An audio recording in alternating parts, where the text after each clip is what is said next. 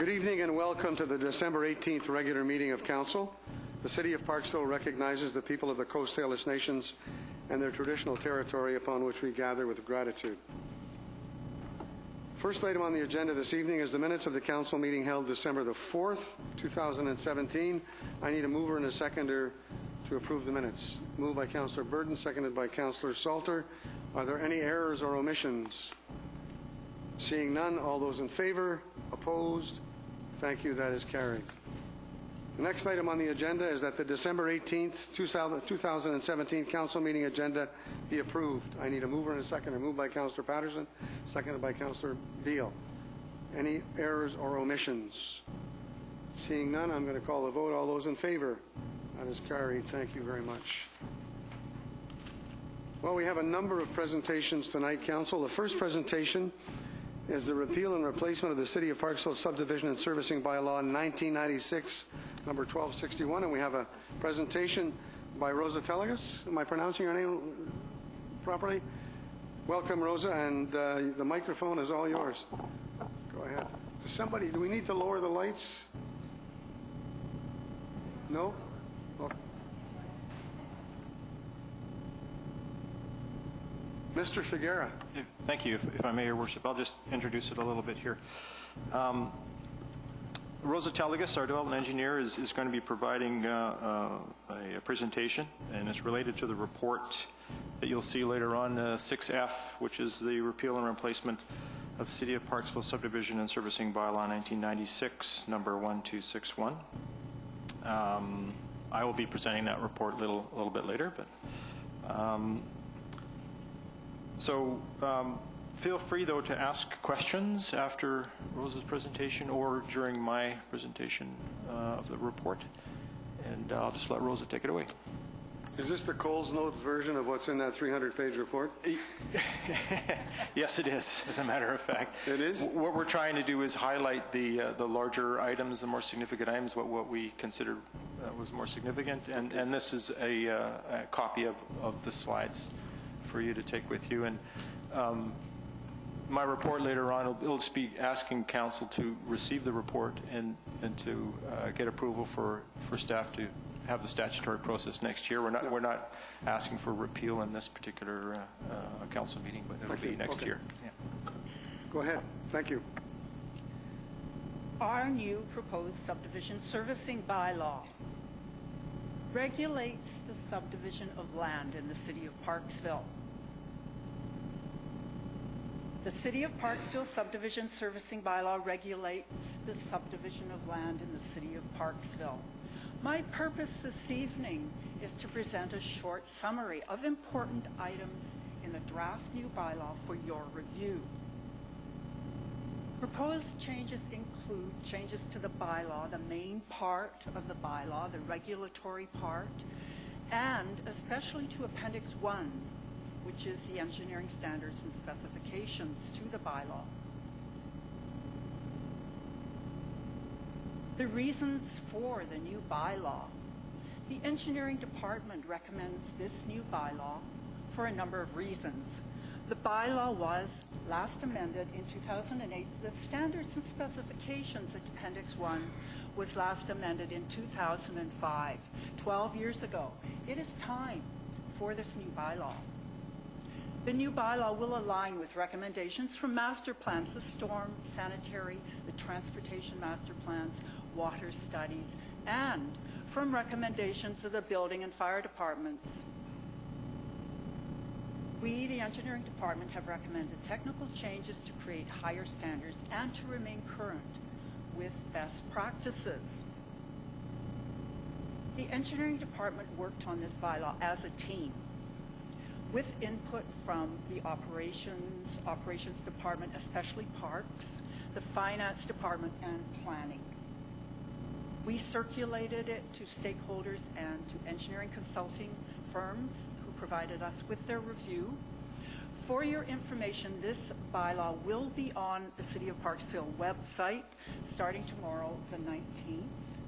I have emailed all of these stakeholders and engineering companies and informed them that the bylaw will be on the website tomorrow, seeking further input and review from them. Proposed changes. First, I'll talk briefly about the main part of the bylaw, the regulatory part. The changes to this part of the bylaw are mainly housekeeping. For example, the definitions now correspond to definitions in the appendix. It conforms to the names of provincial legislation. For example, the Municipal Act is no longer the Municipal Act, it's the Local Government Act. And we've changed names of professional organizations such as APEG BC is now EGBC, and BC Telephone is now TELUS. That's the main part of the bylaw. The rest of my presentation will concern itself with Appendix 1, the standards and specifications. This has been our focus. Some general changes. We've reorganized the appendix, and the reason why is that currently, if you want a copy of the standards and specifications, you have to buy it for $100, a paper copy. We're proposing to put the standards and specifications on the website so you can download each section individually. Each section, for example, storm, sanitary water, will contain design, construction, and drawings. This has been our reorganization. The second change I'd like to talk to you briefly about is the requirement to construct works or provide security. This conforms with the Local Government Act. Our current existing bylaw is a little murky in the wording. It does say that security shall be provided. It doesn't say shall be provided or you can construct the works. That provides clarity in our new bylaw. Removal of the approved products list. We are proposing it will no longer be bound into the bylaw. Reason for this is that we do not want to have to come to you, Council, to amend the bylaw every time we change an approved product. For example, Rockwell is on our approved products list as a supplier of PVC couplings and saddles. In reality, Rockwell, the company, is no longer in business. The fourth general change is that we have clearer requirements for installing existing overhead utilities underground. Again, the current bylaw, the standards and specifications is a little unclear. We propose that the developer no longer has to install existing overhead utilities, that is TELUS, hydro, and cable, underground, except for in two zones, the downtown and the mixed-use edge zones.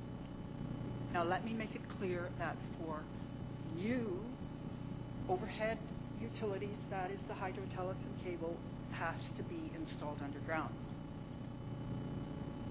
This is a photo of Jensen, and some of you probably can't see it, but just shows the overhead utilities on a downtown road, which would need to go underground if there were development there. And this is a photo of Cedar Ridge showing a new development with the hydro, TELUS, and cable underground. I'll now go through the separate sections, continue along with the standards and specifications. Remember, this is Appendix 1 to the bylaw, where the main focus for us has been. The first point here is that we are proposing that there shall be extra capacity built into the storm sewer network, an extra 20% to account for the unknowns of climate change. This has been a recommendation of the 2016 Corps Master Plan. The IDF curve has changed. This is a curve that documents intensity of storms versus duration, and it has changed based on historical storms. Interestingly, the intensity of short duration storms has increased. So for those storms that last less than an hour, the intensity has increased. If you remember September 2nd, 2013, there was a storm and the intersection of Corfield and the Island Highway flooded. That storm lasted 18 minutes. We're recommending up updating bedding gradation, which is the gravel and sand mix under pipes, and cover requirements from a requirement of 1.5 meters over pipes to 1.2 meters. There's a new requirement for oil silt separators for certain land uses, mainly to do with automobiles, but also parking lots greater than 1,000 meters squared. New requirement for erosion and sediment control plan. You'll notice the word plan. Currently, we have a requirement in the existing bylaw for erosion and sediment control drawings. This just makes it a little bit more stringent because the consulting engineer needs to think it through in words. This is just a photo to show you some sediment on roads as a result of a subdivision, resulting in sediment in the discharge at Sunray outfall and hence into the ocean. This was a direct discharge from a subdivision. These are sediment control ponds constructed in conjunction with Shelley Square, a good example of erosion and sediment control. That's a brief overview of the storm section. I'll continue to give you a few important points in our sanitary sewer section.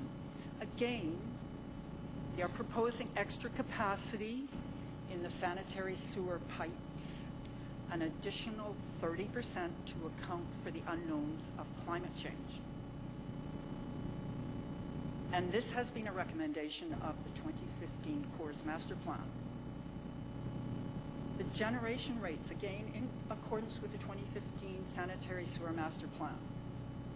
The amount of sewage generated from a home, from a person, has decreased from 410 liters per capita per day, per person per day, to 300. There has been a reduction in the peaking factor. That's the factor that accounts for peaks in the sewage flow, from 5 in the existing bylaw to about 3. There has been, however, on the other hand, an increase in the infiltration, the amount of infiltration getting into the pipes, by a factor of about 45%. And that's a rough summary of our sanitary sewer section. The changes to our water section include a requirement for increased fire flow. This is not as dramatic as it may appear on the surface because the 2005 water study update was using the fire flow requirements that we are incorporating into our new bylaw. So in fact, we've been using these flows since 2005 in our water model. There's a requirement for joint restraints versus concrete thrust blocks, mechanical joint restraints on water mains. There's a requirement for the water pressure test to be a minimum of 2 hours versus in our existing bylaw 1 hour. And the reason I'm telling you this is that we're recommending updates per AWWA standards such as AWWA. We're also recommending updated requirements per our City of Parksville cross-connection control bylaw. Specifically, we are proposing to delete the requirement for a DCVA, that's a double check valve assembly, and a fire line meter in concrete vaults at property line that our existing bylaw specifies. Our cross-connection control bylaw does not require these huge items, which cost, I might add, about $80,000 if there are no fire hydrants on site. A double check detector assembly instead can be placed in the mechanical room in the building. So this brings our bylaw into accordance with our cross-connection control bylaw. Excuse me, Rosa. What does AWWA stand for? Thank you very much. It's Association of Water Works, American Water Works Association.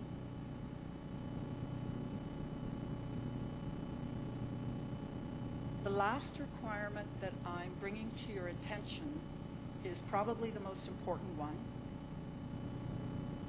We're recommending that water connections to single-family homes be increased from 19 millimeters in diameter, that is 3/4 inch, to 25 millimeters, which is 1 inch.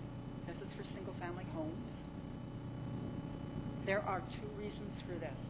First, our fire department is recommending it so that fire suppression sprinklers can be installed in single-family homes. And the second reason is that our building department is recommending it because houses are getting larger. There are more bathrooms, more fixtures, en-suites, carriage homes, and sprinklers in the lawn. This will add a cost of about $200 to the price of a single-family home, constructing a single-family home, but we, the engineering department, consider it to be an important requirement.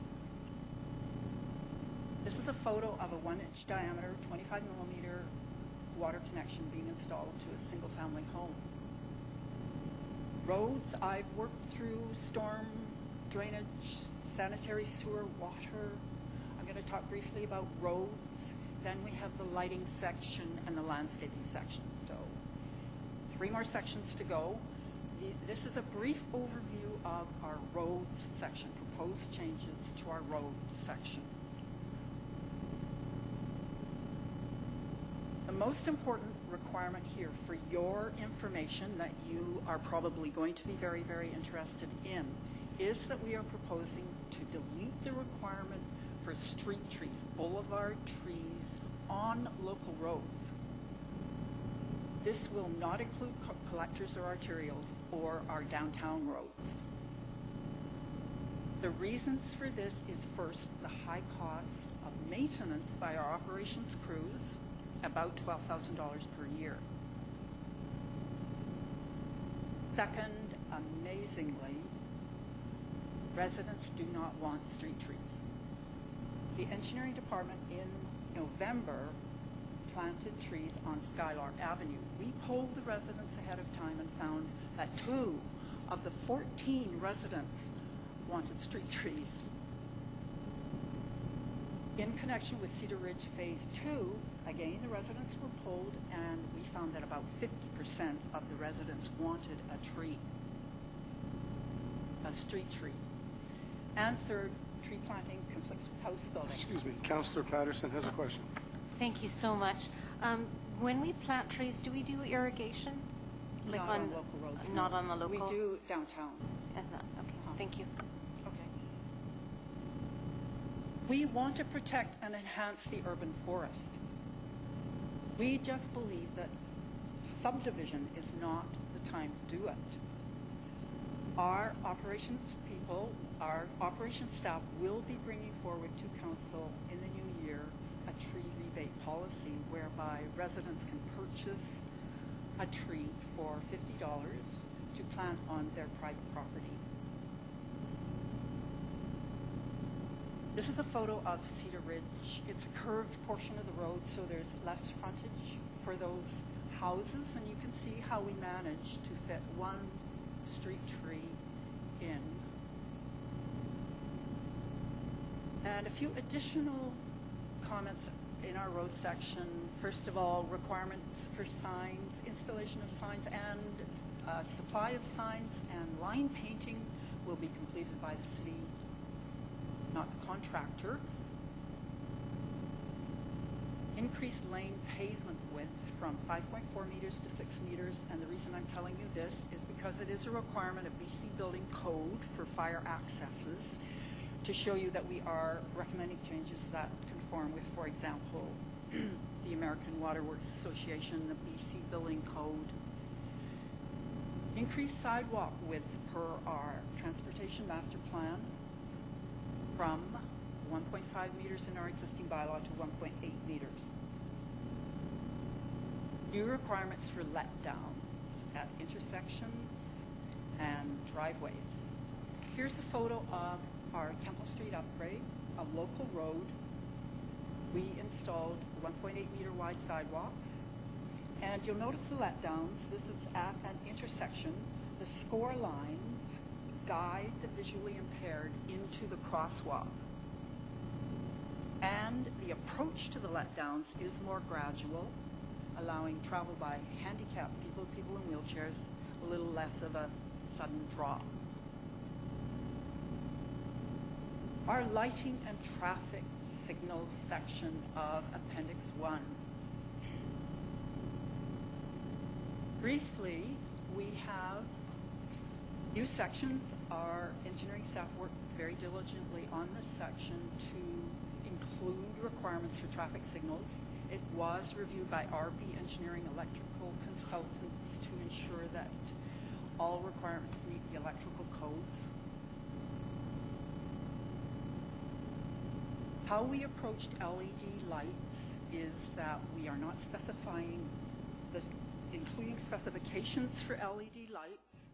However, we are encouraging the use of LED lights, and they may be required, but design has to be completed by an electrical engineer. This is because LED technology is changing so rapidly, we felt we did not want to lock in our specifications into a bylaw. The technology for shoebox style and shepherd's hook style lights is challenging. And there are site-specific requirements with LED lights. For example, if you transition between the HPS, the sodium, the pinkish lights, into the LED lights, which are bright white lights, that transition can be very sudden and hence dangerous unless it's designed by an electrical engineer. So we felt that it should be a site-by-site, site-specific design rather than us locking specifications into a set of standards. This is a photo of our Temple Street upgrade with the Cobra-style lights. Even though it's a local road, we did not specify shoebox style. We put our LED lights into the Cobra head style lights. My last section is our trees, boulevards, and irrigation section, which you could call our landscaping section. Again, has been expanded extensively. A lot of hard work by our operations department and our parks people especially. It was reviewed by Kara McDonald, a landscape architect. A couple of just one point that you may be interested in, that street tree spacing on collector and arterial roads and downtown has increased, hence there will be fewer trees, and this is because of the conflict we're having with items like driveways, hydrants, and street lights. And we have new sections, including updated requirements for irrigation and the controllers. Just a pretty picture of irrigation. That's a summary of the most important changes in our new proposed bylaw. Probably you're asking yourselves what the impacts to costs will be for construction contracts. In general, I found that cost impacts will be neutral.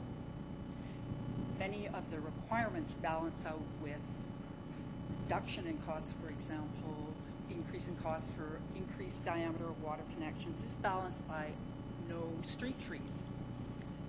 If you remember the sanitary sewer section, I talked about requirements that the discharge rate per person was decreasing, peaking factor was decreasing, whereas the infiltration rate was increasing, and we're building more capacity in the pipes, which means larger pipes. I did an assessment of atypical subdivision here in Parksville to see what the impact would be, and found that those reductions balanced out with the requirements for increases. And in general, that's how the cost impacts go with this new bylaw.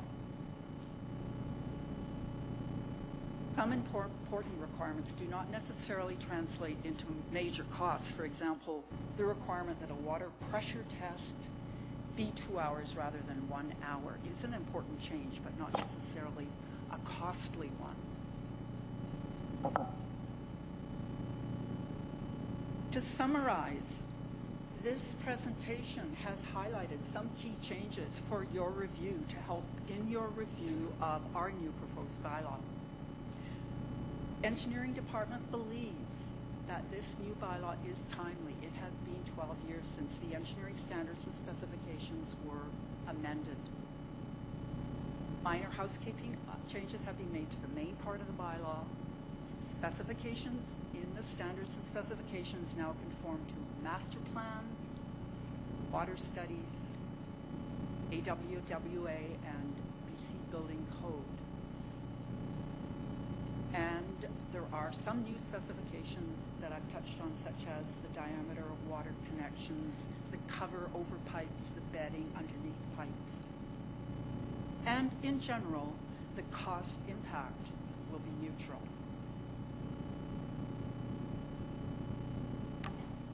Are there any questions? Thanks very much. Yes, Councillor Beale, I was going to ask that same question.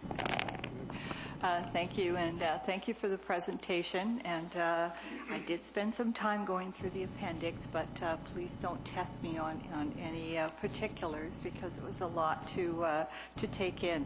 I had a question, or a couple of questions, about the storm drainage section, and in it it's mentioned, you mentioned that there will be new requirements for parking lots larger than a certain area, and also for land uses like gas stations, other places where there might be oil, for the oil silt separators. Mm-hmm. Now, would that go into effect only for new builds, or I'm wondering about existing service stations? How would that impact?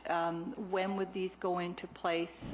Is it done over time, upgrades, and if you could elaborate on that? Sure. This new bylaw, well, the subdivision servicing bylaw regulates the subdivision of land in Parksville. So these are all requirements at subdivision stage, and larger building permits. There are certain building permits that were allowed to get works and services. So it's really a bylaw that regulates the subdivision of land. So in answer to your question, we would only be able to regulate those items at time if there were a subdivision or a building permit, for example, exceeding $200,000 in value. Thank you. I also did have a question about the trees. Regarding the trees and the elimination of the requirement to build trees, or plant trees on local roads. And again, this is with new subdivisions. I wonder, was there any consideration for those roads that may be part of a pedestrian or cycle network? I'm thinking about, certainly over the years, I've spoken with residents who do walk, in some cases because they have a visual impairment or whatever, and they really appreciate having some trees that provide some shade if they're needing to walk on local roads. But again, I'm just thinking about those longer roads. I'm thinking Morrison. I'm thinking, there are roads that are part of a network of active transportation. So I just wonder if there was any discussion about those particular roads, or if maybe to add to it, if it's not a requirement of with a new subdivision, are those areas perhaps, if it comes up, that the Parks Department could make a suggestion and could still go ahead and plant a tree? Sure. I think that this is your decision, right? It's council's decision. We've come up with some recommendations, and I think you could certainly build some of those requirements into, you could think about it and say perhaps, this is a local road, yes, but it's on a walking, on our walking network or our bicycle path, and so we could add some caveats or some, exceptions, shall conform to our trail network or whatever. That would be something that we could probably accommodate. Okay, further, I have Councillor Salter. Councillor Burden and then Councillor Powell. Thank you, Mr. Mayor. So, yeah, actually, I had a few questions too, so I'll slowly. And so I also had a question regarding the trees. What kind of tree was it that you were going to charge $50? The city was going to charge $50. What sort of tree is that? That would be entirely the Parks Department decision, and Vaughn could possibly talk about it. If I may, Your Worship, through to Councillor Salter. Yeah, the Parks Department is going to come forward with that next year, and what I understand is they're going to propose a list of species that they will supply for that amount of money that residents will be able to choose from. Thank you. So, fruit trees as well, then? If I may, Your Worship, I am not. I don't think it's in stone yet on what that would be, but we could get them to consider fruit trees if that's what council would like us to do. That's part of the whole thing, right? With bees and the fruit trees right. and food and so on. So, and then my next question was also, well, I'll go with this one, which is, you indicated removing the list on the Appendix 1, removing that list to avoid coming to council for approvals for, I can't remember what it was for. Approved products. Yeah. And so why would you not want to come to council for approval? That's a very good question, and that would be the gist of, I guess, the argument pro or con, right? And I did give you an example of the company that's gone out of business. So we have a list of 4 or 5 or even 7 to 10 pages of what we call approved products. And unfortunately, businesses do go out of business rapidly. And for example, we're specifying a larger, there will be a need for a larger water meter box. That is the box that the water meter goes into, because we're increasing the diameter of the water connection. And it's been fairly difficult trying to find a specific box that our water meter will fit into. So the question is, do we write it into a list and then a week later we suddenly find, a better, cheaper, or the contractor comes to us and says, I found a less expensive XYZ saddle or box or whatever that we would like to use, and it's fine by us, and we can amend our approved products list in conjunction with that. And I guess what I'm trying to say is that it changes very rapidly, and we'd be coming to you probably once a month or it sounds like you're once every talking 2 about weeks. nuts and bolts to me, which I personally don't. I'm sorry? I'm not it sounds like you're talking about nuts and bolts. Yes, which yeah. And if yeah. that's the case, I'm not interested okay. in helping. Yeah. I mean, it was not a decision that I would need to make, because I wouldn't really know what I was doing anyways. I don't do nuts and bolts, Sure. So that makes sense. Mrs. Comas, do you want to make a comment at this time? Just to clarify, it prevents us having to amend the bylaw every time we amend the list, because the bylaw amendment process is longer and more drawn out, whereas if it's just a list of approved products, we can change it on the fly. Thank you. And then, so with these changes that you're talking about, so you're talking about, larger pipes and larger tubing, for fire and so on, but that's only with new subdivisions, right? We're not talking about grandfathering in the old. I mean, it is what the old houses are, what they are. Is that correct, or do you plan on having them upgrade? No, and that's okay. So it's just for new. This is just for the new. Yes, certainly that would be true. Thank you very much. Councillor Burden. Thanks very much for your presentation. I've just got a couple of things. One, I would like to see LED lights required rather than encouraged. They use less energy and they require less maintenance going forward, which is an expense to the cities. The other piece about the 1-inch water main piqued my interest. When you have a small subdivision where somebody's dividing their lot into 2 lots, is there any consideration in this bylaw given to the economy of scale? It's way more expensive to divide a lot in half than it is to take a larger lot and create 10 lots out of it. Is there any consideration in here to encourage people to take a large lot and divide it in half, and through that process increase our housing stock and our density? My opinion of that, and through the mayor, is that the additional cost is about $200 per house, and I wouldn't think that we would want to get into exemptions because it is a safety issue, and I've emphasized that it's a safety issue.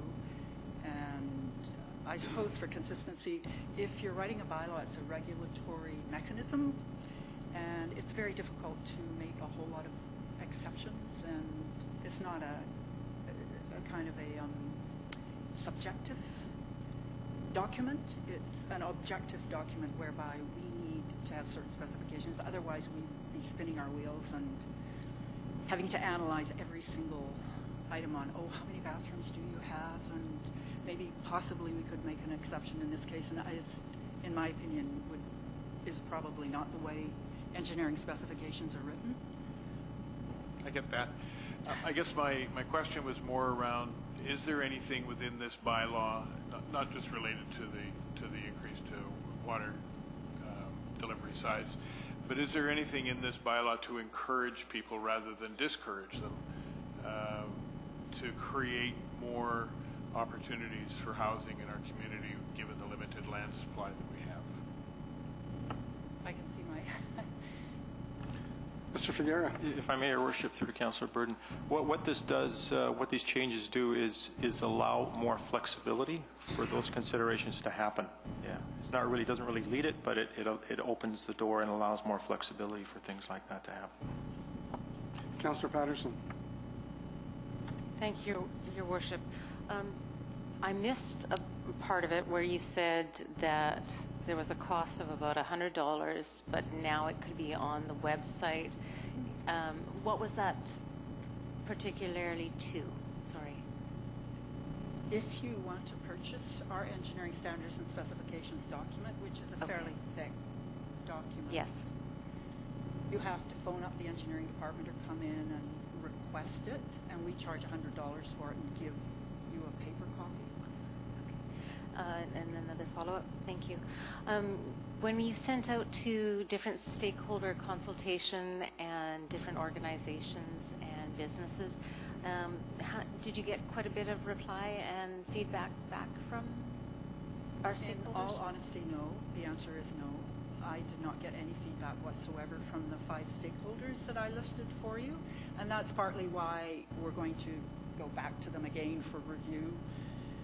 The engineering companies, I got 2 responses from Newcastle and from Timberlake Jones here in Parksville, and they were very, very astute, and I want to emphasize that they were technical iterations or suggested changes. There was no philosophical approach.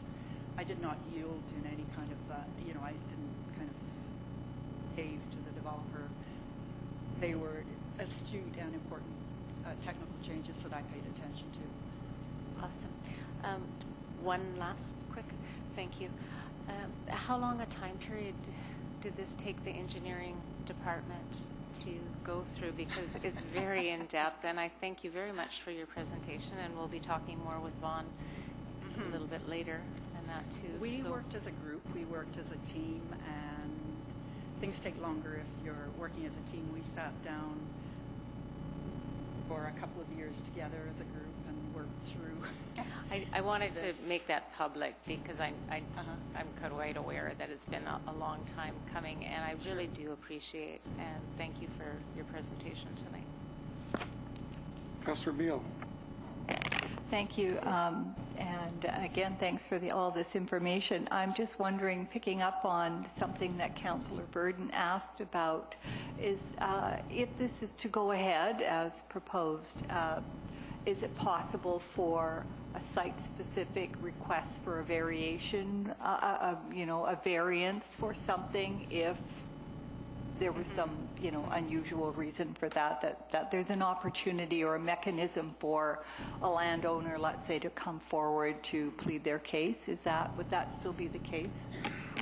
There is a sentence in the existing bylaw, which I have not changed, which allows the city engineer to make minor variances to the bylaw.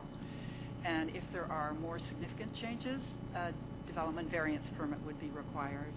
So there is the opportunity, yes. No further questions? I have one quick question. Your extra capacity for sewer pipes from infiltration balanced by reduced sewage from homes. I gather the reduced sewage from homes comes from the low flush toilets. That's what I'm told by the plumbers. I do not truly know the answer to that. I know that those numbers originated from actual monitoring completed by the engineering department and fed into the model that Coors basically has for us. The model that was developed in conjunction with a 2015 sanitary sewer plan was tweaked using actual monitoring data that the engineering department completed. So we didn't really look for causes or understand truly. It was based on monitoring results. The Director of Finance tells me that that's why, but anyway, that's enough for another day. Mr. Figueroa, do you want to make a comment? No, I was just going to add, if I may, Your Worship, it's likely the cause of that is likely modern appliances and higher efficiency appliances, and certainly sort of the technology in terms of, believe it or not, technology in terms of toilet has improved quite a bit. So there's less water bypassing the toilets and stuff. So. We'll hear from the Director of Finance later on. Yes, Councillor Oates. The increase in size of the in pipe, the water pipe going into the new subdivisions from 3/4 to 1 inch. Do we have to do anything with our existing infrastructure to make sure the water pressure is maintained given the increased volume?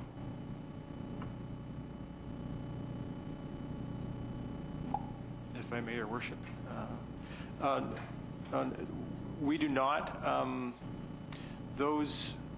When the water model was updated and run, and it is every time a development comes in, we have the water model run, right? So we ensure that there's enough pressure available for the development to occur and enough fire flow there for the development to occur. So every time that model is run, every development that comes in. So. Thank you very much. That's a very interesting presentation, and now we've got to read the lengthy report, which coincides with the Coles Notes version. Thanks, Rosa. Thank you very much for your presentation. Okay, members of council, we have 3 delegations tonight. The first delegation is the Oceanside Minor Baseball and Parksville Royals request for baseball field modifications at Springwood Park. And there's Mr. Walper in the audience. Come on down.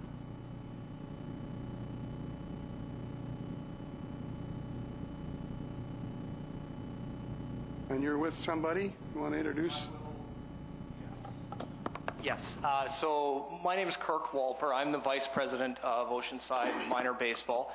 And with me is Mike Parlow, who is past President of Oceanside Minor Baseball for a number of years and current Director with the Parksville Royals Baseball Club here in town. So, welcome.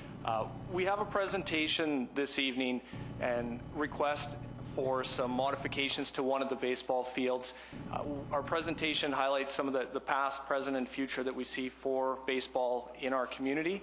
And we want to continue a good working relationship with the city. And these modifications we had hoped had been to be done by now. And we've hosted provincial playoffs in 2016 as well as 2017.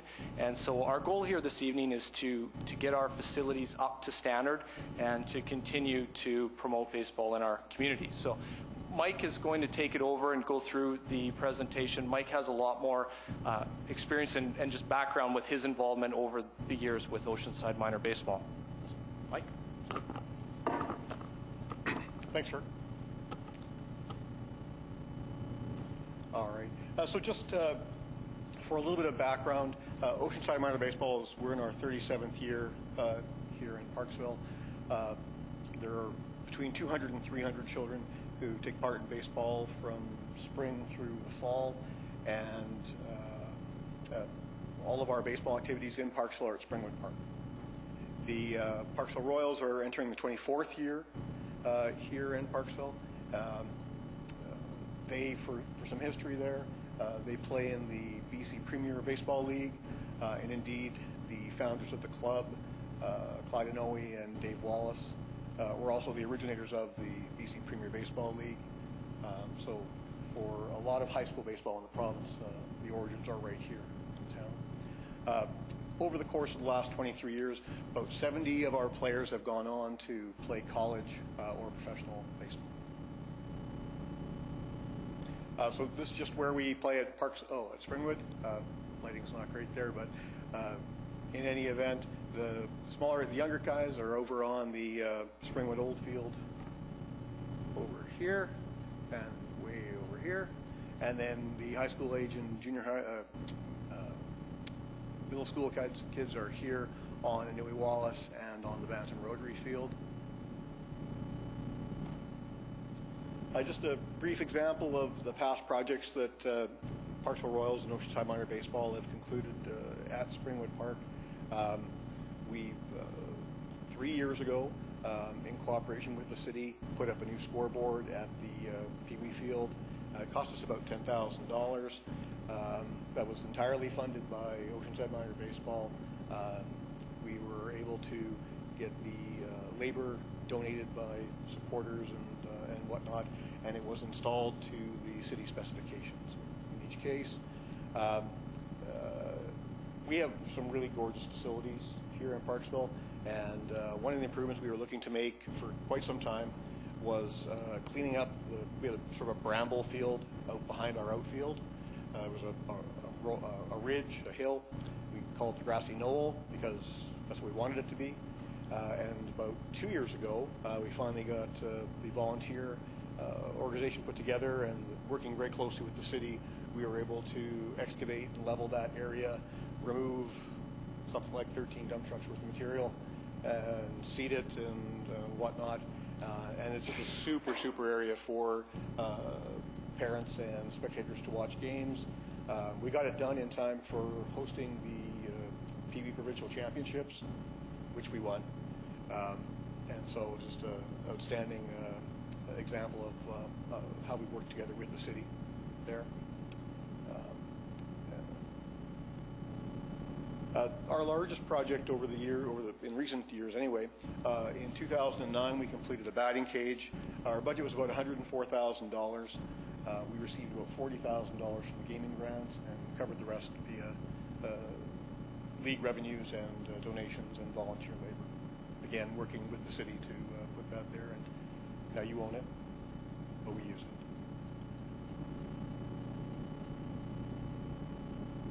The primary objective today is to talk about improvements to the Rotary Field.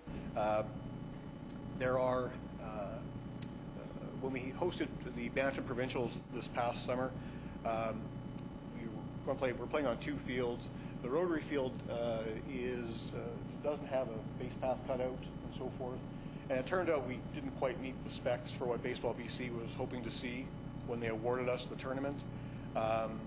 We told them that we were going to work with the city and improve upon it, and our plan was to get it done in time for the provincials. It didn't quite work out that way, unfortunately. But by the time we realized that we weren't going to be able to fulfill that obligation, the championship was upon us, and Baseball BC didn't have any options. They were quite kind about it, but nevertheless, they weren't particularly thrilled with us. So our goal is to improve that field.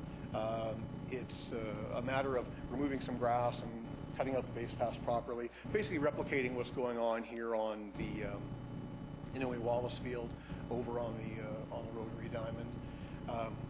It's a bit of a safety issue. The Baseball BC cited 2 issues for us. They don't want the players, sliding from grass onto the crush material. Apparently there's bad things that can happen that way. From the standpoint of general play and practice, the cinder and a cutout area makes it easier and safer for the kids to play ground balls and hops as well, rather than having to pound through the grass. So, our big ask here is when we add cinder to these fields, we buy specific crush. It's an upgrade over what the city would normally provide, and we're looking for some cost assistance on that. Costs us approximately $12,000 every couple of years to buy enough crush for 2 years. So we were looking to split half of that, so $3,000 or $4,000 annually. The city wouldn't have to pay for the crush, the gray crush, to go there instead. So maybe there's some sort of cost subsidy we could, or exchange we could look at there. But, that's the primary objective there. And just to give you some idea, our secondary objective deals with the problem we have. Springwood Park is overbooked. Youth in our community is really well served for sports. Baseball, soccer, lacrosse, softball all make heavy use of Springwood Park. Soccer traditionally had been in the fall, and baseball traditionally had been in the spring. 10 years ago, we started fall ball. 12 years ago, soccer started spring soccer for the kids. So increasingly, we're on the fields at the same time, and it taxes the city to keep everything maintained and so forth. And it gives RDN very real scheduling headaches as we all try to use the same fields over and over again. The big problem for us is those two fields are the only two fields in the district that are capable of supporting baseball for ages 13 to 17. They're the only two fields in our district with a proper pitching mound. And it's a real hurdle for us. It's a real problem. This past fall, we had 80 kids out for fall ball, and soccer and lacrosse came there expecting that they would use the rotary field, the quad. Well, kids indeed are hitting balls, but they're hitting balls out here. And so if you're out, soccer and lacrosse teams were out practicing out here, and it was a bit crowded. And nothing happened. The coaches all use some common sense, but it's an ongoing issue for us. And the problem is, it's tough to get real estate. We're not about to get a new field anytime soon. We have Parksville Royals and Oceanside Minor Baseball have a long-term capital plan, and I'm not going to bore you with that today. But one of the items at the top of our long-term capital plan is lights. If we could put lights on an Noe Wallace field, that would effectively double our field time during the week and add an extra session on weekends. And so that would take direct pressure off of the rotary field, leaving some more time available for soccer and for lacrosse, as well as for ourselves there.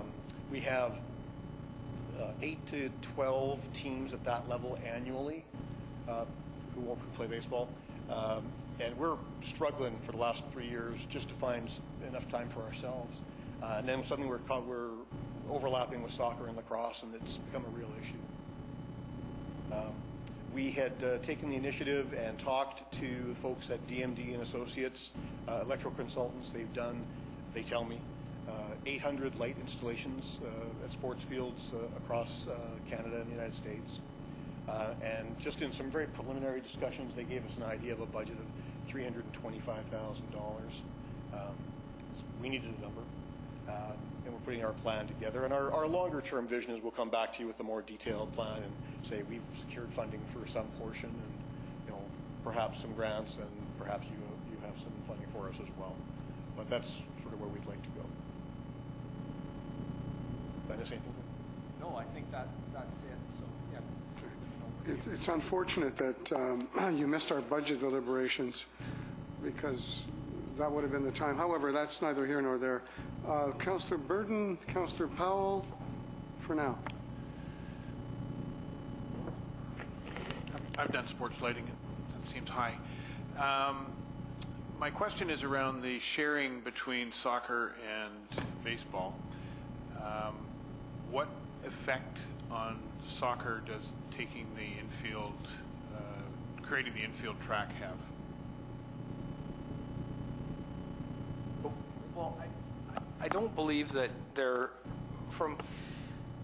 we had, I guess our approach to having this work done in the past, and the problem wasn't that we're aware of, there would be no impact on soccer right now, because there's already an overlap with the softball fields, have an entire crushed infield, the skinned infield.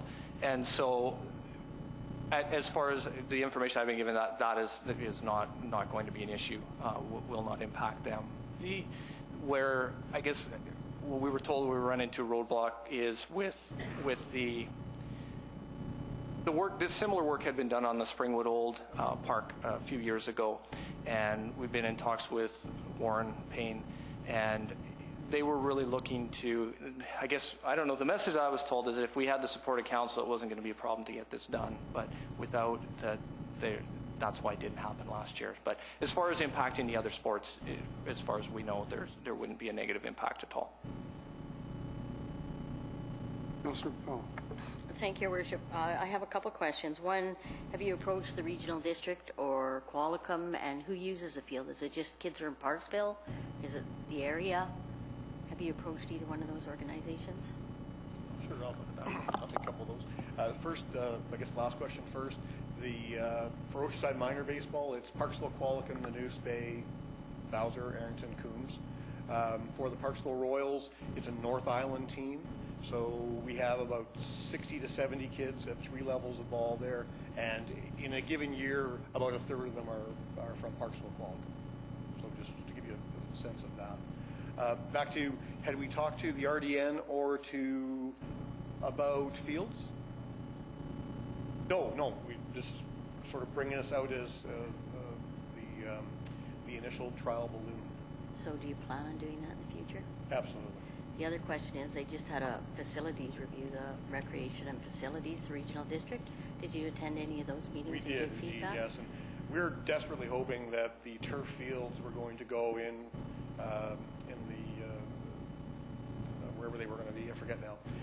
Because if soccer has a permanent turf field home, then that takes the pressure off of us. And when that didn't happen, we were, okay, well, we better push this forward and see if we can't double our own time. Yeah, it's unfortunate you didn't come last month when we were doing the budgeting, because the budget is going to be... It's Kirk's fault. Yeah, I figured that. I have a question. Who does the booking now? RDN? That's correct. For the fields? Have you gotten together with the other groups, like the soccer groups, the lacrosse groups, and you've sat down as groups to talk about how this could be solved? And I gather that didn't go very well. That didn't go particularly well. Okay. All right. Everybody's pulling on the blanket. Well, everyone has so many activities that they need to get on the field for. It's difficult. You know, you mentioned an artificial turf field, and the artificial turf, we've looked at that, and it's very, very, very expensive. Sure. I don't think we're going to see artificial turf anytime soon. And the soccer people have come to us complaining, much about soccer fields that can only play certain times in the year. Anyway, we'll get back to that. Councillor Salter. Thank you, Mr. Mayor. And so I'm just wanting to clarify. So you were your ask was for $3,000 as a line item, or what exactly were you? Just to assist the Parks Department for that amount of maintenance, so we can purchase the red cinder to go on the diamond. And so was that yearly or a one-time request? It would be a yearly. Okay. Part of their maintenance budget we're looking for. I see. So, I mean, certainly as a counselor, and recognizing that the children are, the players are coming from all over the area. Certainly, I support that, and I think there's nothing better than recreation and sports for them to have for activities. Otherwise, idle hands. But I do think. For myself, it would be, I think, a good idea for you to also approach the regional district and at least Qualicum and see if they wouldn't be willing to do a split, because I think that would be something that I would consider if they were prepared to split this, so that we're sort of supporting, the whole area. Sure. Councillor Beal, and then Councillor Patterson. Thank you, Your Worship. Perhaps this question to Mr. Figuera or perhaps Mr. Butterworth. Given that we do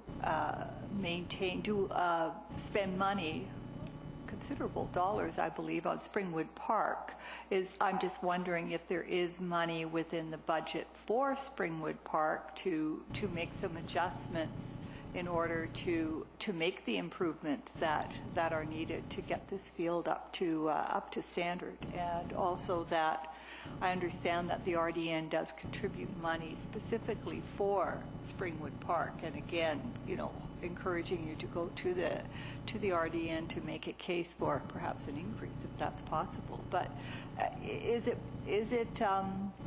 within the realm of possibility to look at existing budgets and see if money can be found to work towards these improvements? Does anybody want to answer that, or Mr. Figuera? First of all, before we answer that, does the RDN contribute to our operation of Springwood Park at all? Not sure. No? They do? They do. Okay, all right, go ahead. No, I'm just, if I may, Your Worship, through to Councillor Beal. Right now, with the current type of materials we have there, we're budgeted for that. Potentially, I'm just thinking from next year on, when we go through the budgeting process next year, if Council chooses, can add kind of the additional expense of the. I think we're talking about the cinder material. That's correct. Yeah. Yeah. And to be clear, the city is already paying for the gray crush to Right. go on that spot. So, we're just looking to upgrade it and split the cost. Right, and may I ask again the figure? We haven't had that figure yet, but the figure to do that that you would like to split the cost. We believe it's $6,000 annually, including the rotary field with a full cutout. So it would be $3 for Correct. for the city, and I would say we could likely for next year we could likely try to figure out a way to do it, but I would then be asking in the budgeting process going forward if we could make an adjustment there to add the additional cost in of putting the cinder material down going forward. I want to talk about the lights at the very end. Councillor Patterson. Thank you, Your Worship. I have two questions, and then I have a referral. So,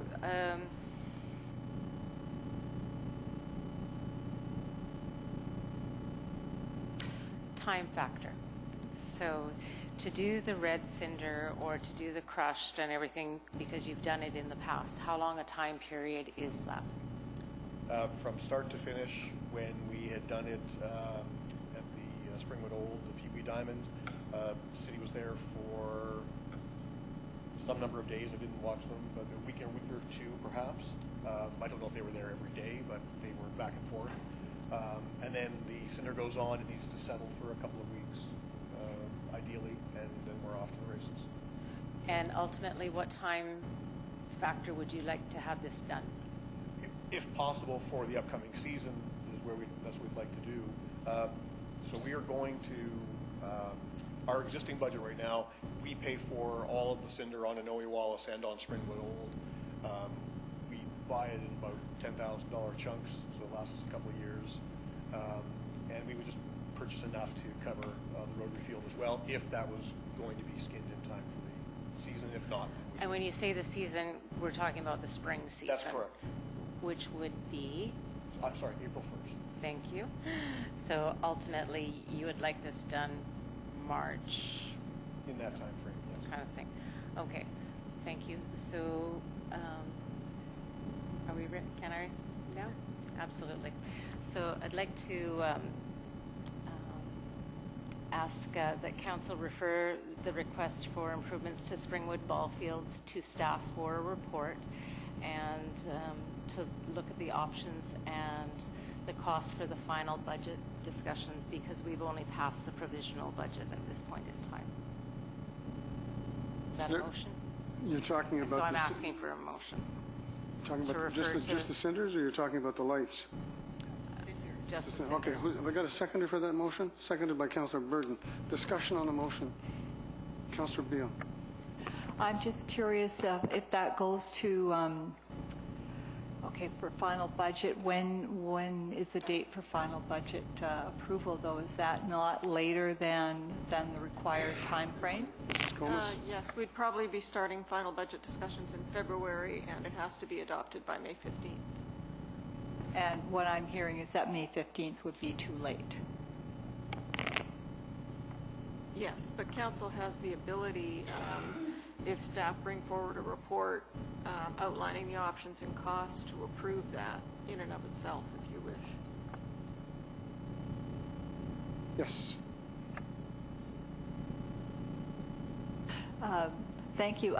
Finally, I'm curious to know if you are also in touch with the Tourism Association about events. I understand that there is someone there who specializes in sports-related tourism, and also I'm just wondering if you've had a chance to discuss funding opportunities, be it for this or for some other aspect that you might already be doing that might free up some funds to help work towards something along the line. So you are in touch with them, is that correct?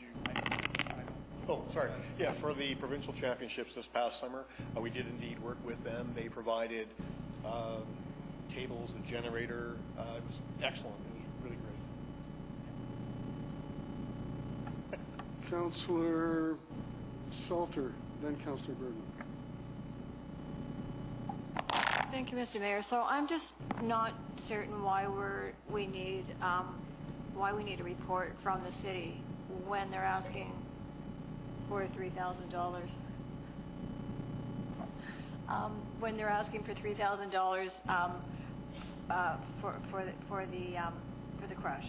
Well, And so, sorry, Your Worship, through to Councillor Salter, it's my understanding that you're also asking to have the grass removed, and That's correct. and they want the whole ball diamond to be prepared for to meet provincial standards. So Sorry, you can't see it on the screen up there, but there's 4 little patches of cut-out dirt on that field, and we're looking to actually cut the base paths out, all the rest. I didn't realize you guys could actually see this.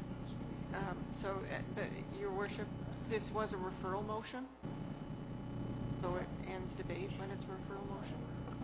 What exactly was the motion? Because I heard the motion was limited to just cinder. that's what I heard too. So You want to revise that motion, Councillor Patterson? The turf? Yes, Your Worship. Motion is extended Do you- beyond that, so it's no longer... So can I rescind that and make a new motion? Because if it's a referral, then we end discussion as far as procedural goes. So, Your Worship, just if I can read back the motion for Council's consideration. The Council refer the request for improvements to Springwood ball fields to staff for a report including options and costs for consideration in the final budget discussions. You approve, is that okay? And who was seconding that? You were seconding, you're okay with that? Okay, further discussion on the motion? Councillor Burton. Yeah, I can support this because it gives you time to go to the regional district, which is where I think that the real burden should be. Okay, this is a facility that's booked by the regional district. It's used by all of the youth in the regional district, and the city of Parksville, because we're the location, bears the greater financial burden for the maintenance of the whole park. And in this case, I think if you're wanting something special, then I think you should go to the regional district, and I think you should ask them for the full funding. And that way, we're participating as a city, this town of Qualicum Beach is participating, and all of the regional district areas are participating. Okay, any further discussion on the motion? All those in favor? Opposed? Thank you, that is carried. I'm going to suggest to you, with regards to the lights, which is a big amount of money, Councillor Oates and I sit on the RDN board. Councillor Burton is now the district recreation representative on the RDN district as well, and Councillor Patterson is the alternate. So what I'm going to suggest you do is you go to the RDN board with the lights, and as Councillor Burden has said, talk about the field. Everybody participates, everybody pays. You know, this is not a Parksville only thing. And the light situation, I would certainly like to see more information on what it does and why it does it and what it means in more detail. So you can bring that to the RDN board as well as the town of Qualicum Beach. Yes, Councillor Patterson. Thank you, Your Worship. And being that I've been on the Parks and Rec District 69 Commission for a few years, they also have a grant and aid program that could be looked at. Thank you. It would also be important to have a list of those who participate and where they are. You know, is it, if there's 250 people, X number of people from Bowser, X number of people from Parksville, X number of people from Nanoose, and that sort of thing. So each year, we supply a list to the RDN of postal codes for everyone who's registered with us, and that's how they allocate who pays what.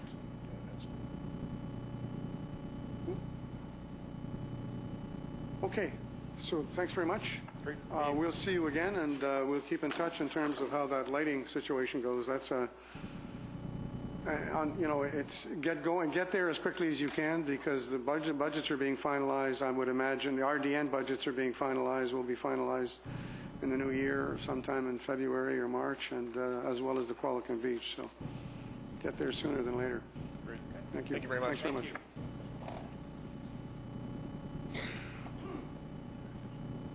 Our next delegation is Mr. Bob Ashton, request for removal of bicycle lane on Stanhope Road. Mr. Ashton, where are you? There you are. And you're not alone. I'm not alone. Who did you bring with you? I brought David Holme. Okay, welcome, Mr. Holme. Prod me if I forget something or go astray.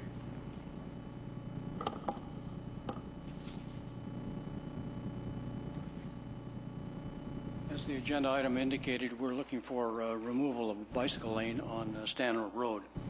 And firstly, if I can just direct you, for those that aren't familiar with the subdivision, to Exhibit C, which shows Stanhope Road running from Highway 19A down to Pym. So it's not a long road by any stretch. And the current bicycle path runs from, on the south side of Stanhope Road, runs from 19A to Bellston. So it literally starts nowhere and goes nowhere. In order to get to it, if you're coming down the highway, you're either riding your bike down the highway, you're riding the bike down the sidewalk, or you're crossing the highway at the light there at Stanhope. Likewise, coming the other direction, you're either coming down Bellston or you're coming down Pym to get to that particular side of the road. There is a bicycle path on the north side of the road, which now runs from 19A to Pym. There's no connectivity on either end to any additional bicycle paths.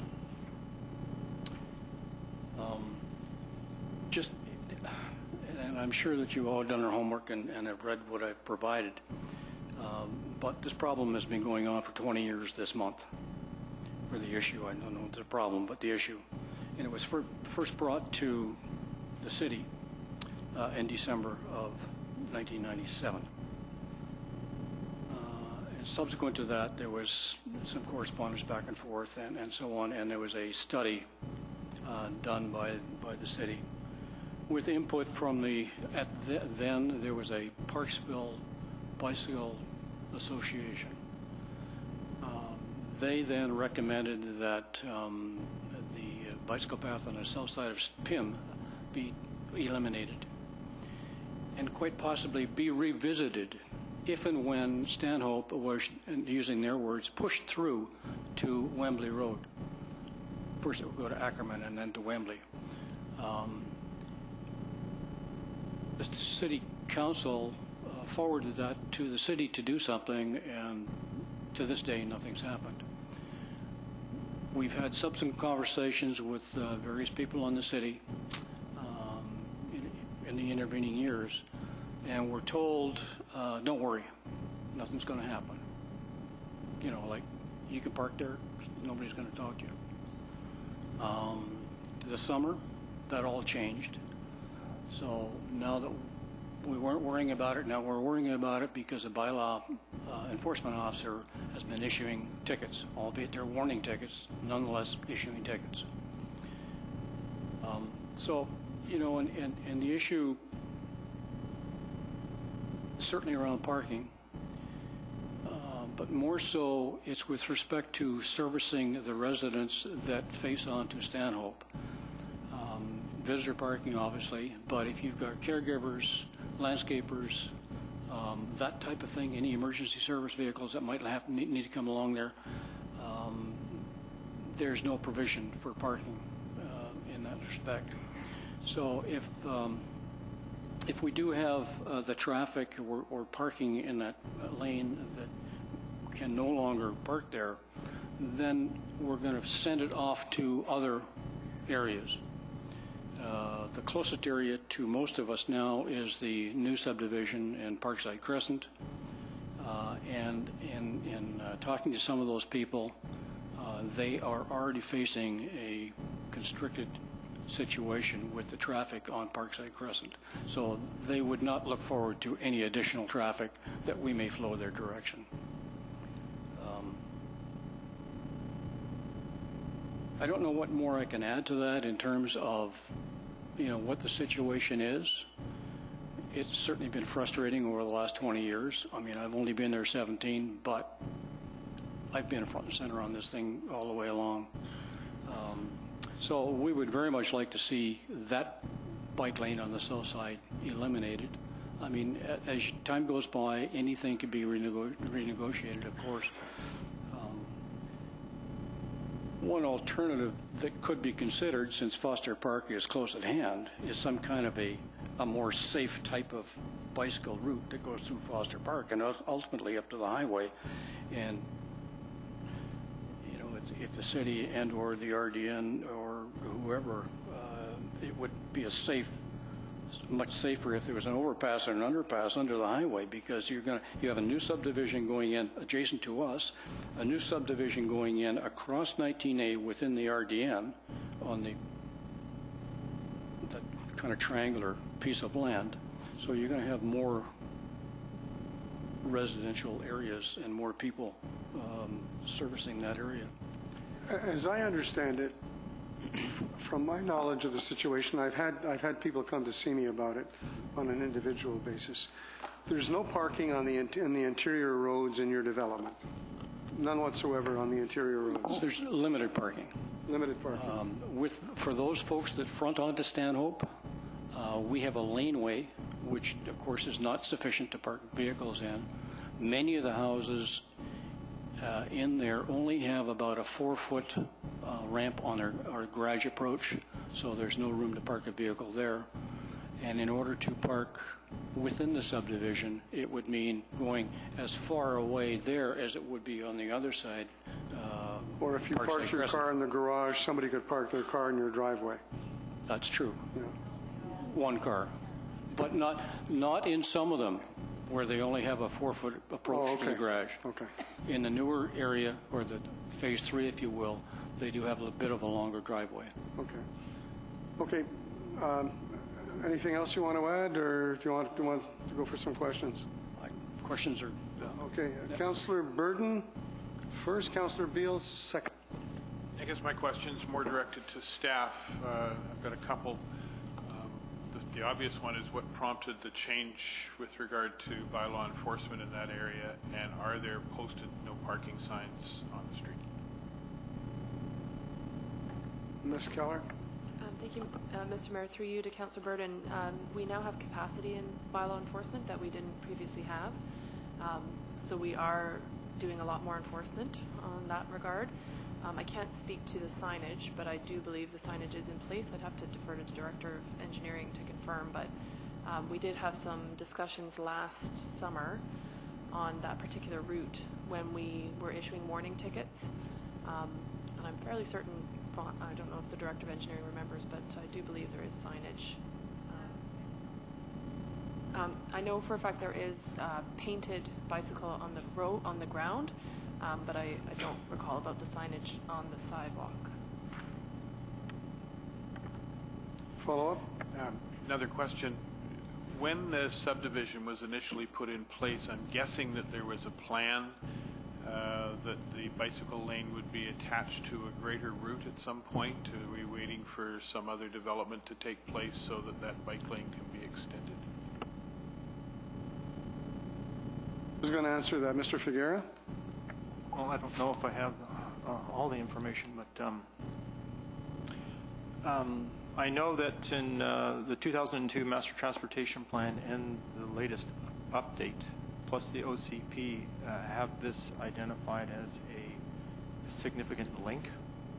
So all those have gone through extensive public processes to arrive at that. I also want to point out that Stanhope, regarding the Wembley Mall development, the different phases, that the right-of-way for the extension of Stanhope over to the back of the Wembley Mall there is in place, and it's got the water main installed and everything. It's ready to go in terms of extending this to that area. And I also want council to understand that in terms of pedestrian links and cycling links, the next spot, either north or south of this point to get across the highway in this area, there's 850 meters north and over 900 meters to get to the south down to Pym to be able to safely get across. So it's really key, and really there should be we're looking for opportunities to get more crossings. So it's really quite a critical link, and I think you need to know that. Councillor Beal, and then anybody else, I'll come back to you. Thank you, Worship. I have a couple of comments to make and perhaps a motion as well. I was doing my homework on this as well, and going back to the earlier Master Transportation Plan, which was published in 2002, I noticed that at that time Stanhope was listed as a collector road. It was a minor collector road. Now since then, and currently it is listed as a local road. And furthermore, and as Mr. Figueres states, I do agree that it's a really critical part of the bicycle network and pedestrian route, given the distances and, between crossings of 19A. However, and bicycle lanes that are proposed for arterials, where volume is highest and where there is room, are expected to have you plan to have lanes, and also certain collector roads and several local roads also with lanes to provide a connective bicycle lane network. But however, bicycle routes, which again are part of a bicycle network, may be marked with signs or stencils and or sharrows. And so I would like to make, and given that this is now a local road, I just wonder if that might be a route to go rather than a painted line with a lane. And there can be other advantages as well. If you have parking on a road, it becomes a measure of traffic calming because people don't drive as quickly when there are cars parked along the road.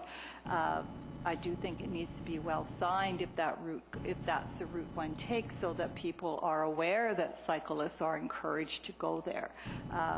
So I would like to make a motion that the presentation from Bob Ashton requesting the removal of the bicycle lane on Stanhope Road be referred to staff for a report on available options for alternatives to a bicycle lane or lanes on Stanhope Road. So again, looking at what are the available options rather than making a quick decision here on this time.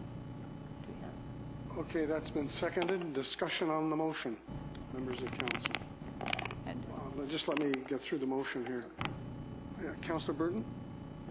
Just wanted to clarify, would that include options for parking and bicycles? It certainly could. Many bicycle routes in other communities, it's a bicycle route. It's signed as such, however it's signed, and there can be parking, but people understand it's a bicycle route. In some communities, identified bicycle routes have adjustments to speed levels. I think it really depends on a number of factors, such as, volume and so on. So, I think we need some information around options there from staff. Councillor Salter, on the motion. Yeah. Question on the motion. Yeah, question on the motion. So the question is, have we not, has staff already not done this? It was in our OCP. Then it came up again in another OCP. Have they not already done their review on this? Why are we doing it? We already know that we keep It was done quite a while ago, I think. We already know that we keep requesting staff to review, and we're overloading them. We already know we're doing that. And so we're just pushing this further back. Why can't we make a decision? I do have one thing I wanted to ask what it was you wanted. On the motion. I don't know. He wanted to say something, and it's important to me to make a decision, to hear what he has to say. Well, that's the question I want to ask Mrs. Comas. Can I allow Mr. Ashton to participate before we vote on the motion? Your Worship, there's no debate on a referral motion, so you need to call the question. Okay. Who referred? So, Mr. Ashton, go ahead. I guess a few things come to mind. First of all, back in 1999, 98, 97, the city went through a fairly extensive review, and at that time came up with, memory serves me, 3 alternatives. And one of those alternatives was based on the input from the Cycle Association. Secondly, when the development took place to build Wembley Place, the developer was not aware that there was a bicycle lane to be put in there. So he was not bonded for that in his development permits. Beyond that, and correct me if I'm wrong, but you can have a bicycle lane, you can have a bicycle route. I mean, we've got bicycle route signs between here and Qualicum, but very few of those roads actually have a designated bicycle lane. And this lane on Stanhope has one sign, I'm going to guess probably 10 meters, probably 5 meters up a pole. There is no signage on the street itself. In other words, the bike stuff. So it's almost as if it's a forgotten part, except when the bylaw officer comes along, and he's coming along because I believe somebody's complained.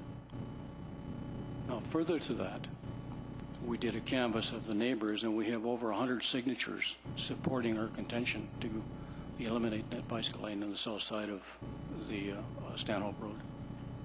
Okay, I'm going to call the vote. It's referred, so call the vote. All those in favor to refer? Opposed? That is carried. Thank you.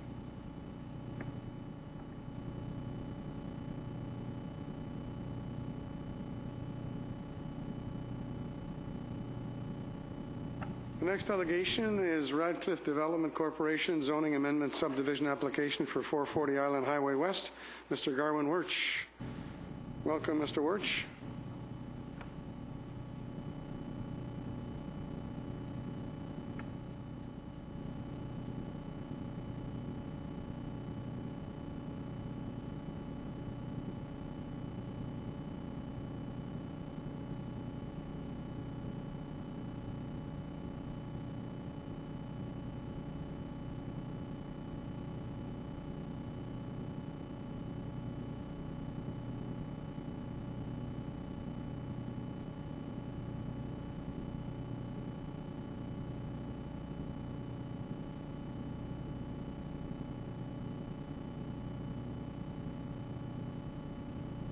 Okay, I'm going to get you to turn your microphone on and speak into the microphone as much as you can.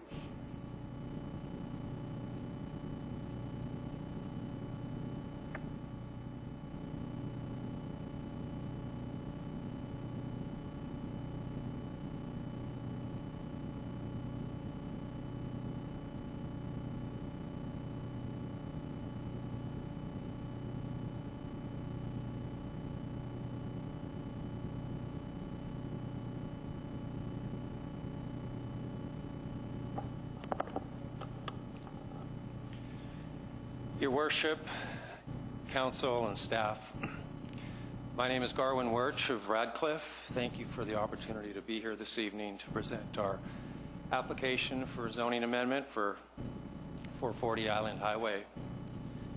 Before I begin, I would just like to acknowledge the work of your staff that have been put into this application. Their foresight, knowledge, and expertise. Without it, we wouldn't be here with this application.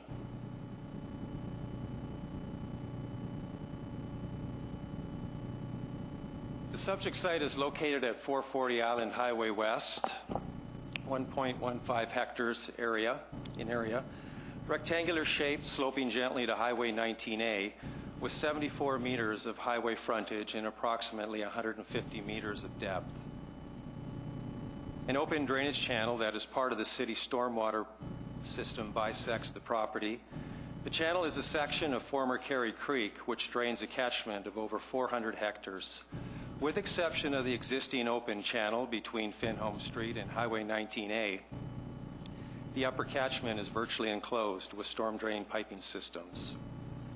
Stormwater flows diagonally northeast across the open channel from the storm pipe outlet at Rowan Avenue to the culvert inlets at Highway 19A, and then continues through the storm drain piping system to an outlet in Parksville Bay. A close-up of the existing drainage channel taken in the summer when the flow is at its lowest level. The channel is typically about 1 meter wide at the base with steep side slopes between 1 and 2 meters high, with no aesthetic benefit in that it is mostly covered in invasive species and no access for the public. The channel bed has very limited sediment load, likely due to the completely enclosed upper drainage catchment.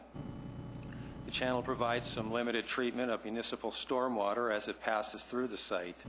This likely limits the ability of stormwater contaminants such as hydrocarbons to be transported downstream across the highway and into Parksville Bay. Under the OCP, the subject site is designated mixed-use tourist commercial. Areas designated as mixed use are intended to serve as a transition between single-use neighborhoods and the downtown core. Residential, commercial, and mixed-use building formats are all supported in this designation. Maximum building height in this designation is 4 stories. Residential uses in this designation should be compact and achieve densities of at least 40 units per hectare. This designation includes the mixed-use edge, mixed-use tourist commercial, and mixed-use commercial. Surrounding future land use designations, park and open space, multi-unit residential, tourist commercial, transitional residential, and community use.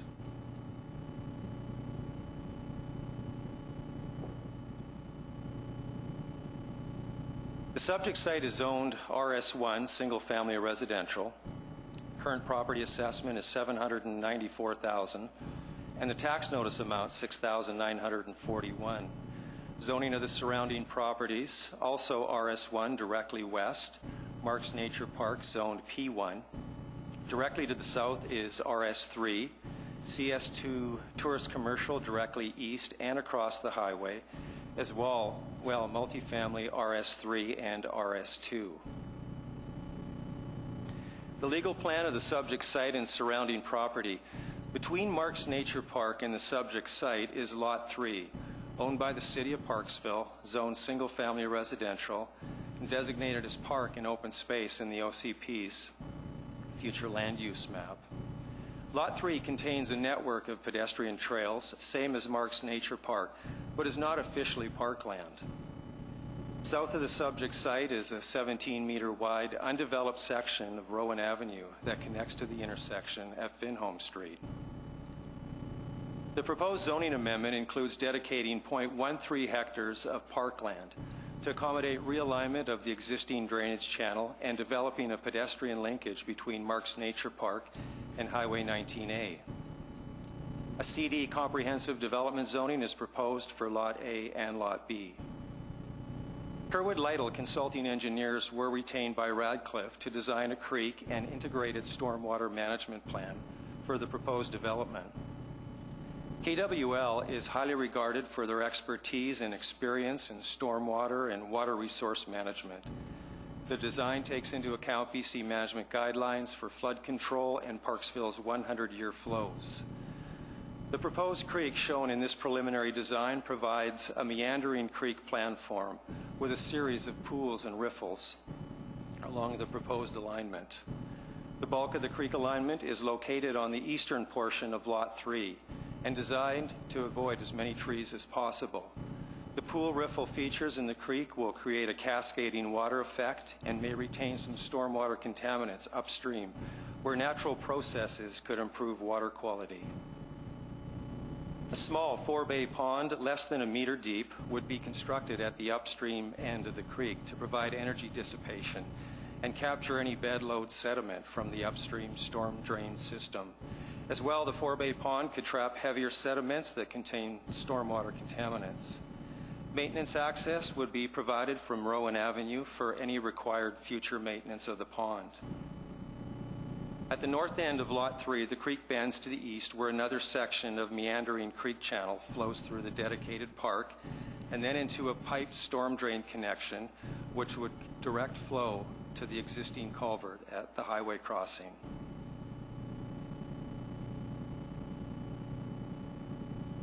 A proposed architectural landscape plan by Victoria Drakeford includes native plantings and bioengineering planting techniques along the relocated creek banks, creating a new riparian corridor for the creek.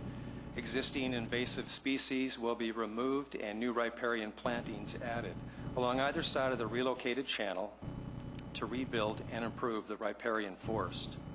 An unpaved public pedestrian trail linkage will be constructed through the new parkland connecting Marks Nature Park to Highway 19A.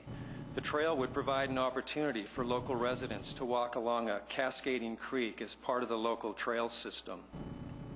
The trailhead will be featured between two existing maple trees and pine trees, along with a split rail fence marking the park entrance at Highway 19A. The proposed design is intended to provide creek and riparian enhancement with some water quality improvements. By providing access to the creek and constructing a meandering creek alignment, the creek could become a future public amenity for the entire Parksville community. Access through trails in Marks Nature Park and the park entrance at Highway 19A. The site is located within the City of Parksville's Watercourse Protection Development Permit Area Number 13. Subject to the Province of BC's Riparian Areas Assessment or Regulation, which calls on local governments to protect riparian areas during development by ensuring that a qualified environmental professional conducts a science-based assessment of proposed activities.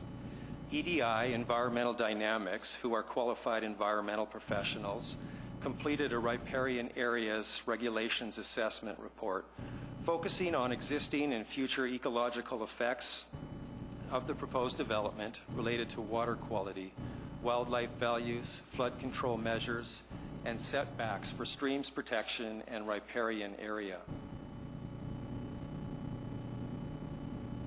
The drainage channel on the subject site was tested by EDI for fish use and the potential for anadromous fish use. Scientific methods for fish sampling of the stream included the use of minnow traps and electrofishing. And the assessment reported that no fish or evidence of fish use was observed in the channel on the subject site. The existing channel on the subject site is no longer connected to the lower portion of Carey Creek, rather connects to a fully enclosed storm drain pipe system that runs 250 meters to an outlet in Parksville Bay. Given the length of the storm drain pipe and its steep gradient, this is likely a barrier to all upstream fish passage. Summary of ecological considerations with respect to the proposed development. The minimum building setback will be 10 meters from the edge of the new riparian stream channel. Relocation of the stream along with the proposed riparian restoration is expected to result in a net long-term benefit to the health and function of the stream and its riparian area. Removal of invasive species in conjunction with planting native riparian species will improve the biodiversity and terrestrial habitat values of the site, especially over the long term. The subject property and adjacent park are expected to be used as a wildlife corridor for species such as black-tailed deer. The proposed development is not expected to significantly impact wildlife movement and use, as the new riparian area and adjacent parkland will maintain these values. The redevelopment of the site along with the proposed riparian restoration enhancement is not expected to negatively impact natural water storage, drainage, and purifying systems.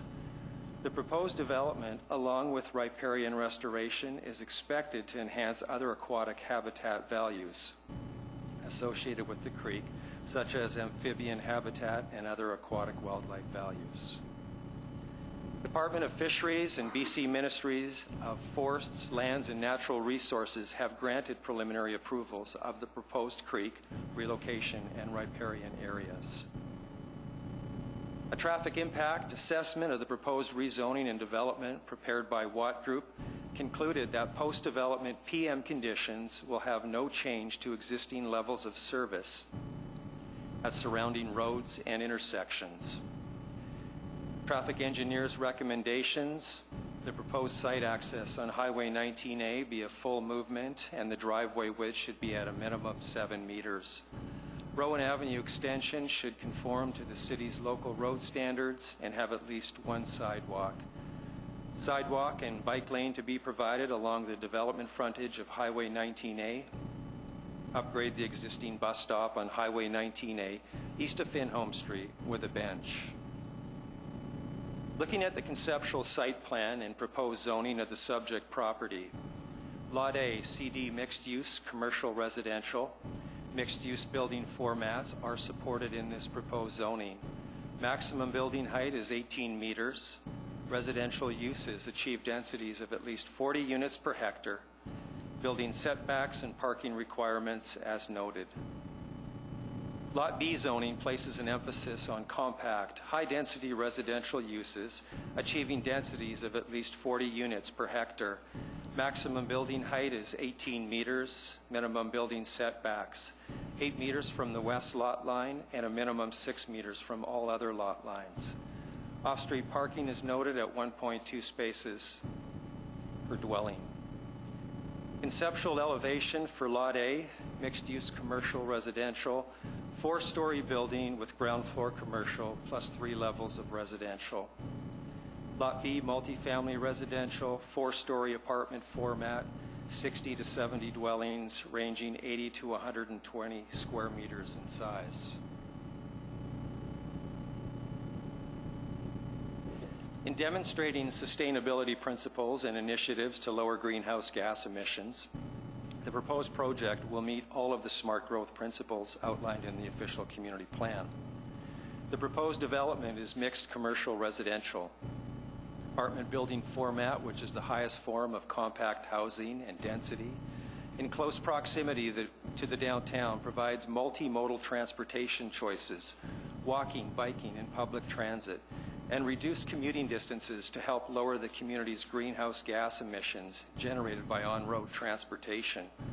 Provides market housing in close proximity to the downtown, is an infill development, has long-term net benefits to parks and open space, has zero impact on farmlands, will be registered built green to reduce greenhouse gas emissions from buildings and promote energy and water conservation, is highly compatible with surrounding commercial and residential apartment properties, and provides connectivity and open spaces for public interaction. In closing, the proposed zoning amendment aims to balance social, environmental, and economic values to achieve a sustainable development outcome. The proposed zoning amendment would significantly increase property tax notice to an estimated $349,000 based on a fully developed site. Proposed infrastructure includes dedicating parkland to facilitate relocation of the existing drainage channel and constructing a new stream along with riparian restoration on public lands. Also, construction of Rowan Avenue extension and frontage works on Highway 19A. Potential DCCs paid to the RDN and City of Parksville would total nearly $2 million based on the proposed CD development, permitted uses, and maximum densities. Thank you. Thank you very much for a very comprehensive presentation. Members, council questions. Councillor Powell. I don't have any questions. I would like to thank you very much. I was here the last time a proposal came forward, and I was really excited about it. And then 2008 happened, and then nothing happened. So I have to tell you, I'm really excited about the change in the direction, the creek meandering through, dedicated a public park. I think you've taken a situation and made it very, very appealing, and I really like the proposal. Councillor Salter. Thank you, Mr. Mayor, and thank you for your presentation. I just have a question around that drainage channel. So it is a drainage channel, so it's removing, fluids, water, et cetera, from the surrounding area and goes out to the ocean. And so you're going to reroute that and turn it into a water feature. And so what I think I see is a lot of water in that stream. And so I'm wondering where that water will come from, and how is that going to work? Because it's going to be flowing, I am assuming, as it really is a drainage channel that just looks really nice. Is that what I'm looking at? A very nice looking drainage channel. Yes, the intent is to develop a drainage. It's not a drainage channel. It would become a creek. And with the pools and riffles, the way that the water flows through it, in the summertime when there's very little water, it's going to trickle. Okay. But, depending on the season, of course, you could walk through there and have a really nice creek with a bubbly brook going through. Right. Because what I see is in the summer, of course, I see a lot of algae, and like it's dried up as it is now. It's dried up, and it doesn't look very appealing at all. My understanding that one of the reasons for that algae is the way that the creek bed is right now, the condition of it. If it was designed to pool and riffle and create more activity in the water, it would filter in a natural process. Okay, so you won't be adding water to it, I guess that's my question. We're not adding water to it. It would be the existing water upstream coming out of that outlet that you saw from Rowan Avenue. Okay, great, thank you. It does look nice. Councillor Powell. Thank you, Your Worship. Maybe through you to the Director of Planning. At one time, wasn't that drainage a creek? Isn't it just a covered creek, and that's what's running through there? If I may, Your Worship, through to Councillor Powell. The channel itself may have at one point formed part of Kerry Creek. Today it's sourced from about 1.6 kilometers of the city's storm drainage network. So it's the entire road drainage network basically coming out of that outlet, serving all the way up to like Chestnut and those areas. So, and that's just the outlet where it's coming through now. So at this point in time, it's strictly sourced from the city's drainage system. Any further questions from members of council? Councillor Patterson. Thank you, Your Worship. Like Councillor Powell, I was here the first time this application came forward, and I'm pleased that it's the same development type company that's come back again. But this question is to our Director of Planning, and it's just based on some clarification, because I have seen an application in the past, and it had a rezoning application to it. So because that development didn't go through in the proper time frame, is the rezoning is null and void? Can I just get clarification? If I may worship through to Councillor Patterson, the prior rezoning received third reading. At the time of third reading, a proponent has 2 years to complete any outstanding matters. And so with the change in the market in 2008, that just didn't occur. So that application ceased to exist. Yes. Okay, perfect. So because, and back to our Director of Planning, and this application doesn't feel a whole lot different than the first application. Would that be a fair assessment since staff has looked at this in detail? If I may worship, the bulk of it is the same. The multifamily part that's to the south of the proposed rerouted channel is virtually the same. It's 2 apartment buildings, which it was proposed previously in the form of 2 apartment buildings. The north side previously was strictly just commercial. It has been modified to also include a residential component above that commercial in this iteration, but otherwise it's very, very similar to the prior application. Yes. Thank you. And then one question to our delegation, if I may. Thank you. So obviously times have changed since 2008 and when this application I first kind of looked at. I'm assuming that the market looks healthy for you to be here before us today? Yes. For all private development, it's driven by the market conditions. When the lights went out in 2008, so did we. Thank you. Any further questions for Mr. Wuerch? Thanks very much again. Thanks for a very comprehensive presentation. We'll be talking about you very shortly. Or not you, but your project. I don't know. Okay, moving on under correspondence.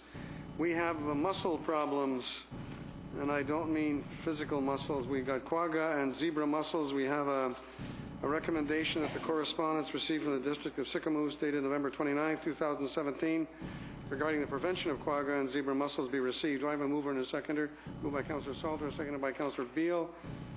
All those in favor of receiving? Thank you. That is carried. We have a motion coming. Thank you, Councillor Beale. Thank you, Your Worship. Yes, I do have a motion I would like to put forward regarding this.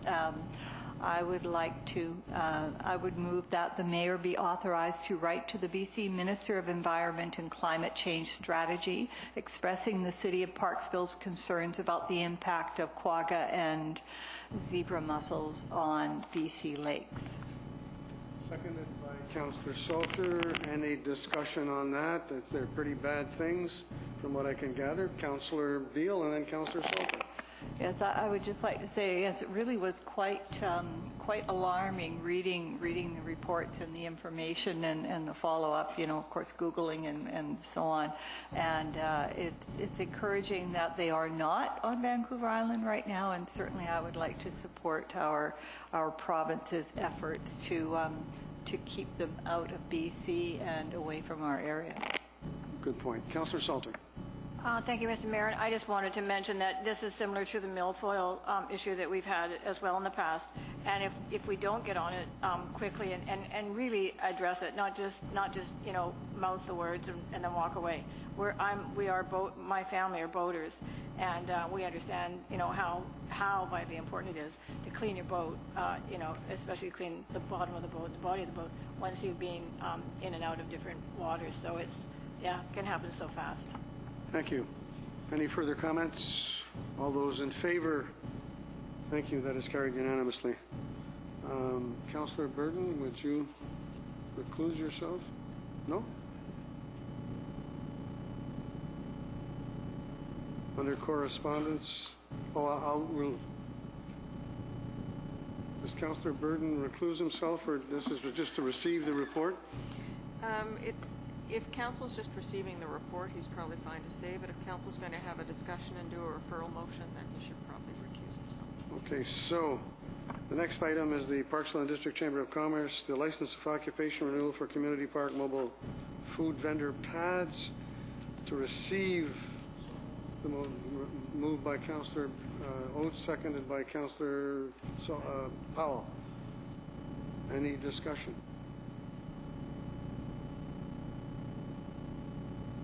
All those in favor? Sorry. Sorry. Any further discussion on this motion? Councillor Oates, and I think, hold on a minute. I think Councillor Burden, I'd like to make a motion, Your Worship. Let's let Councillor Burden leave the scene.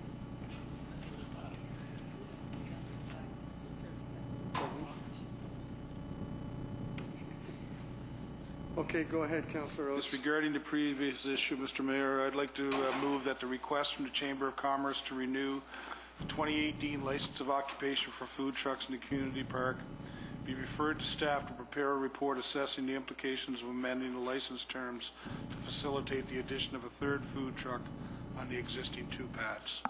Do I have a seconder for that? Seconded by Councillor Beal. Discussion on the motion. Councillor, unless Councillor, the mover, no? Councillor Powell, go ahead. Thank you, Your Worship. And so I had an opportunity to consult with the PDBA, who have not been consulted about the request to have more than 2 food trucks in the park. There's only 2 pads in the park, so I won't be supporting this motion. Yeah, there's room for a third vendor, but that's neither here nor there. Any further comments or questions? I'm going to call the vote. Oh, Councillor Oates, go ahead. Well, the motion is not to do it. The motion is to have staff prepare a report on whether it can be done. So it's not like we're approving the third truck in case there's any confusion about the motion. Okay. So on that note, I'm going to call the vote. All those in favor? Opposed? That passes. Thank you. Want to get Councillor Burden back in here? Somebody? Anybody?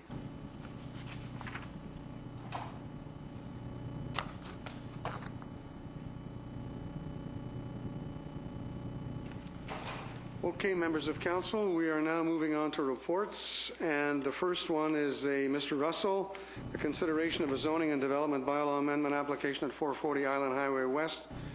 I need a mover and a seconder for all of the recommendations. Moved by Councillor Powell, seconded by Councillor Salter. Okay, Mr. Russell, brief report. We just had a very comprehensive report from the developer, so go ahead. I'll be extremely brief. At this stage, we're just seeking direction in order to proceed to the next step of the development process. The developer will be holding a developer's open house. There will be a follow-up staff report in the future, as well as bylaws have to be prepared.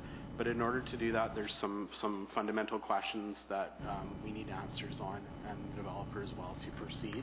And that is with respect to the relocation of the water course onto city-owned land and the proposed dedication of park. And then as well as if council is comfortable with the general concept that's being proposed. There's, as I said, more detail will be provided in the follow-up report that council will get. So that's my introduction. Question from members of council. Councillor Powell. Thank you, Your Worship. And at that presentation, in your full report, will it also include the enter and exit off of 19A? Will that be developed further so we can see how that's going to work? Will that be part of your report? If I may, Worship, through to Councillor Powell, it could be. We typically don't delve into that level of detail in the council presentation. It's generally what engineering looks at as part of the off-site servicing requirements. But we can certainly, since that has been raised as a concern, we can make note of that and present the more specific detail on that aspect. Yeah, just a follow-up, because I'm quite concerned that that road narrows there. And we're also going to have the new one across from McDonald's. And I think there's quite a bit of congestion there already coming up to Finholm. And so I would really like to see what that looks like before in that report. No problem. Any further comments or questions? Councillor Patterson. Thank you. Again, directed to our Director of Planning. The recommendation, as in our agenda, supports the movement of the creek onto the city-owned land, predominantly. If I may, Worship, in principle, yes. Thank you. I'm no further comments. I'm going to make a comment. I've been around a long time, and I don't get much of an opportunity to get excited. But when I read the Sustainability Community Builder Checklist, I see that we're looking at proposed photovoltaic and solar hot water panels, which I think is long overdue on any project that's coming forward, given the increasing cost of electricity. And I see where the building to be registered and certified Build Green. What exactly does that mean? And I can ask, I should have asked you that question when you made the presentation. Build Green is the lead standard?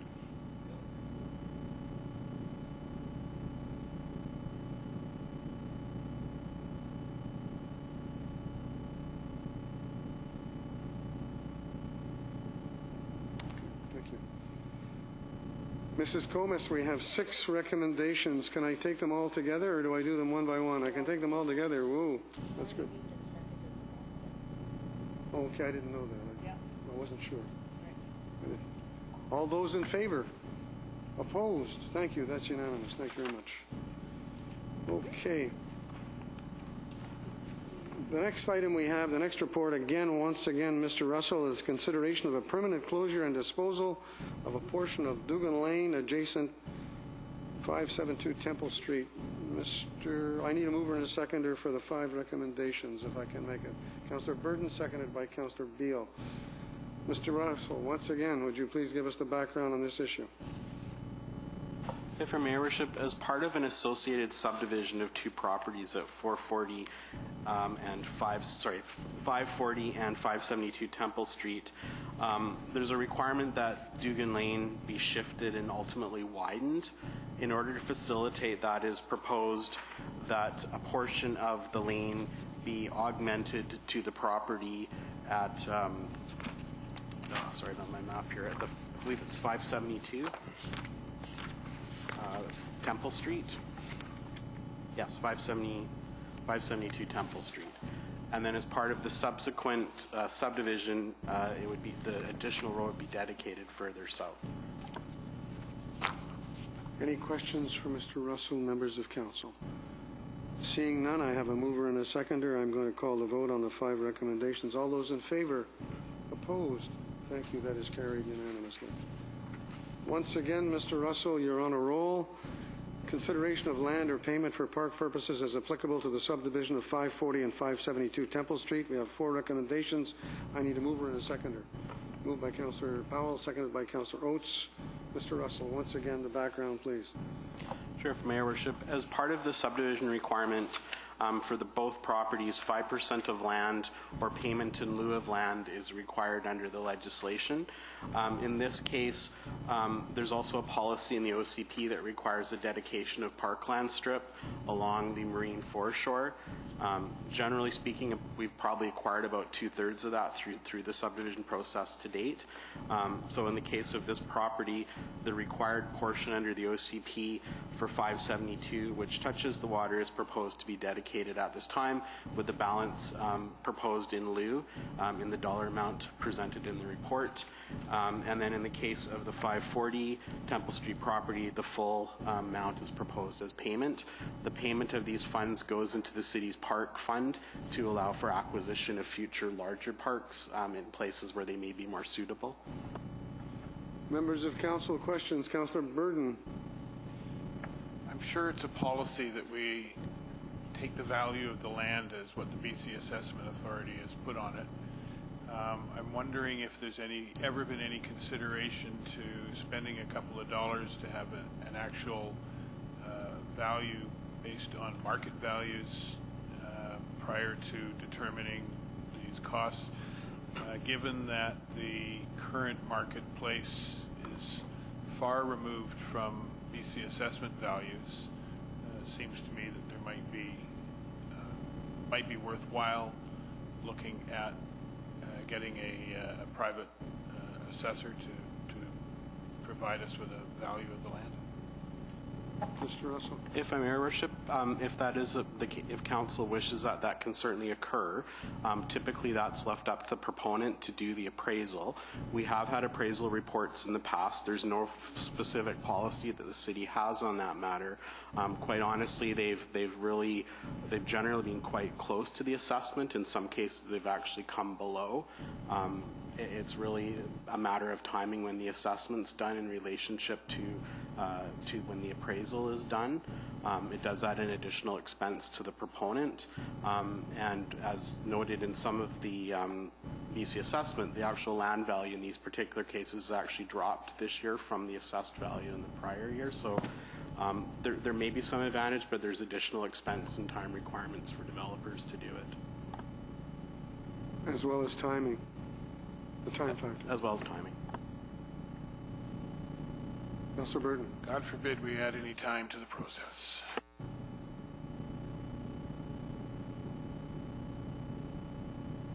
All right, I'm going to call the vote. If there's no other questions, all those in favor.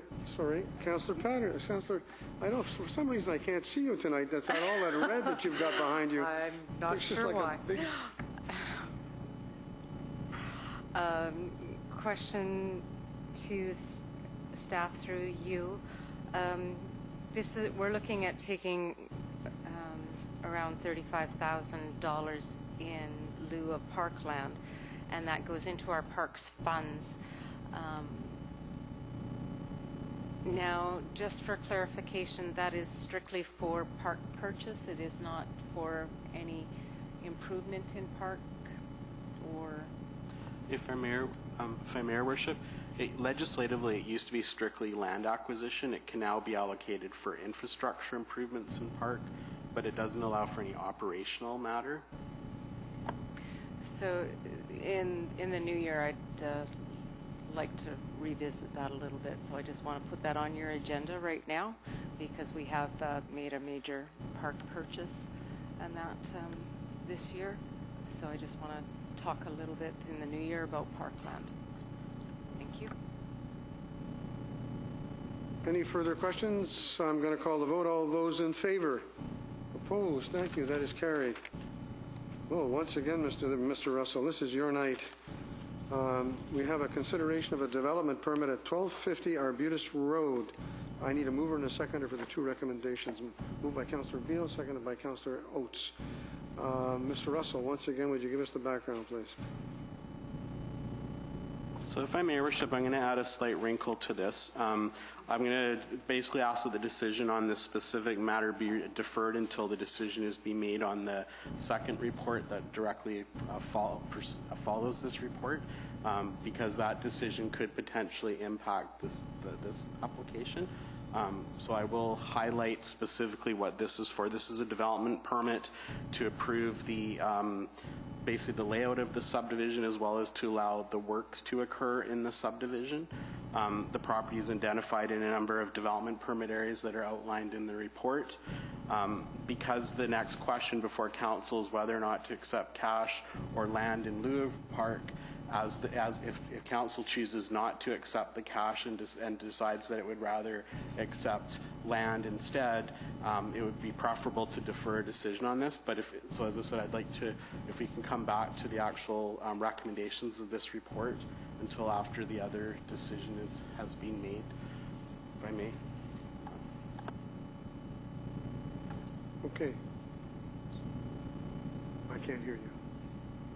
If we could just deal with E first and then move on to D. So.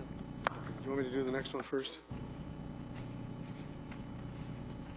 Okay, so can we do that when the motion's on the floor? We can go move on. Okay, so we're going to look at... So, Your Worship, if we can just withdraw that motion and move item E first, please. Okay, I'm going to do that. Move item 1, we're going to go forward to move item E. All right. I need a mover and a seconder. Once again, consideration of land or payment for park purposes as applicable to the subdivision of 1250 Arbutus. I have a mover with Councillor Beal and Councillor Powell. Mr. Russell. If I may, Your Worship, thank you for changing the agenda. In this particular case, we have a proposal for cash in lieu of park. The official community plan and the Parks Master Plan do not support park acquisitions in this specific location, as well as there's already a park trail on the adjacent, within a statutory right-of-way directly adjacent this. The recommendations are as per the agenda. Okay. Any discussion, any comments, any questions for Mr. Russell? Councillor Salter. Thank you, Mr. Mayor. So I sort of like this whole piece with regard to Craig Bay.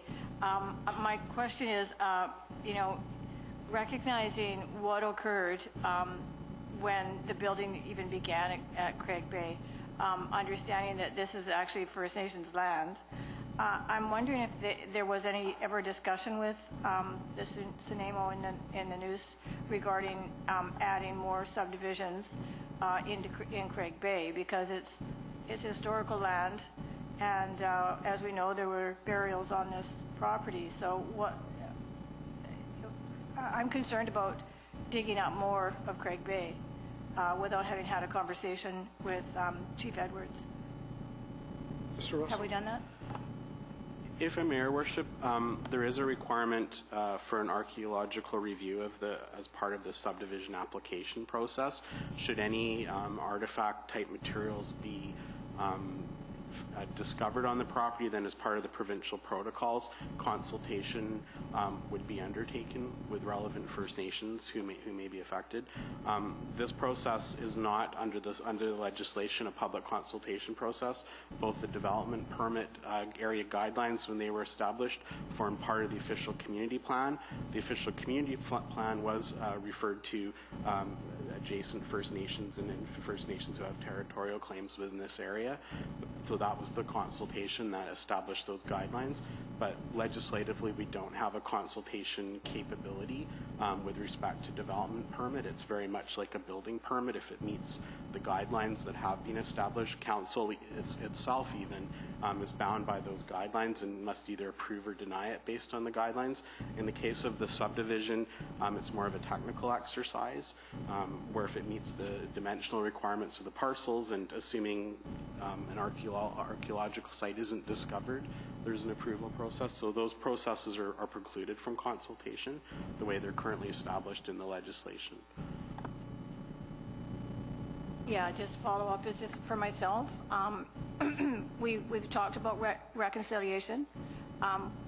Every time we meet, we state that we're on First Nations land, and I just am not comfortable going forward in Craig Bay without having had a conversation with the news band. That's all. So you can carry on, but I wish to not be part of this decision, because I believe that Chief Edwards should be involved in this. Mr. Russell, if something is found, then the process halts and then the First Nations are called in. If not, am I correct on that? It's my understanding through the provincial archaeological branch that that's the process, but it is administered by the province.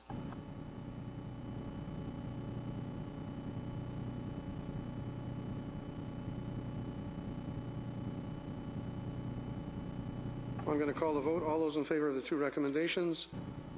Opposed? Thank you. That is carried. Back to D. I have a mover and a seconder for D. I need another one. Okay, I need Councillor Burton and Councillor Powell. Any further discussion on item D on the two recommendations? Seeing none, I'm going to call the vote. All those in favor? Opposed? That is carried. Okay, we're moving on from Mr. Russell to Mr. Figuera. Mr. Figuera, the repeal and replacement of City of Parksville Subdivision Servicing Bylaw 1996, number 1261.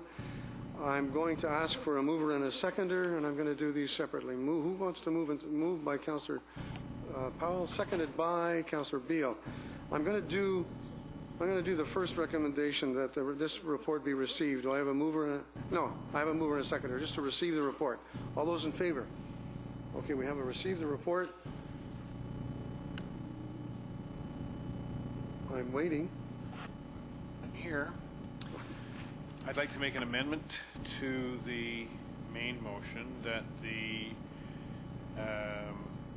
Item number 2 regarding repealing the City of Parksville Subdivision Servicing Bylaw 1996, number 1261, in order to update and address various housekeeping items, and the City of Parksville engineering standards and specifications. Appendix 1 be replaced in its entirety with the attached to this report. So I'd like to ask that that be removed.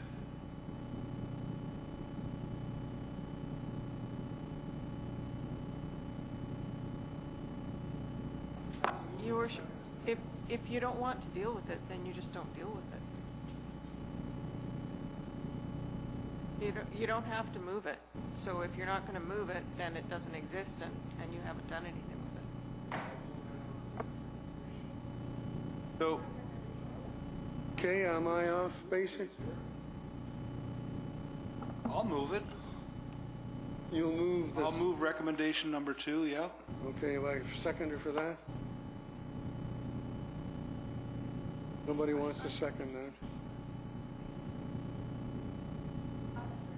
okay, yeah, it needs to be seconded so we can get it All out right, there. so it's been seconded. Excuse me, I perhaps misunderstood, but I thought that we had a motion on the floor just to receive the report, that we were breaking it up in different points. Yeah, that was voted on and passed. Oh, sorry, okay. When Councillor... So now that we have a mover and a seconder for item number 2, Councillor Oates. Well, I think we had a pretty good presentation here earlier tonight why we should be doing this, and I'm not understanding why we would not do this unless we don't believe anything that was reported to us earlier in the verbal report. We were given all the different reasons as to why this should be done, and so I don't know any reason why it should not be done. I haven't heard anybody here tonight say any reason why it should not be done, so I'm wondering why we would remove this from the decision-making process tonight. Councillor Burton. We were given the material, the report on Friday. It's a fairly lengthy report. I would like an opportunity to really review it thoroughly so that I have a full understanding of everything that's in that report before we move on to putting it into a bylaw. Councillor Powell.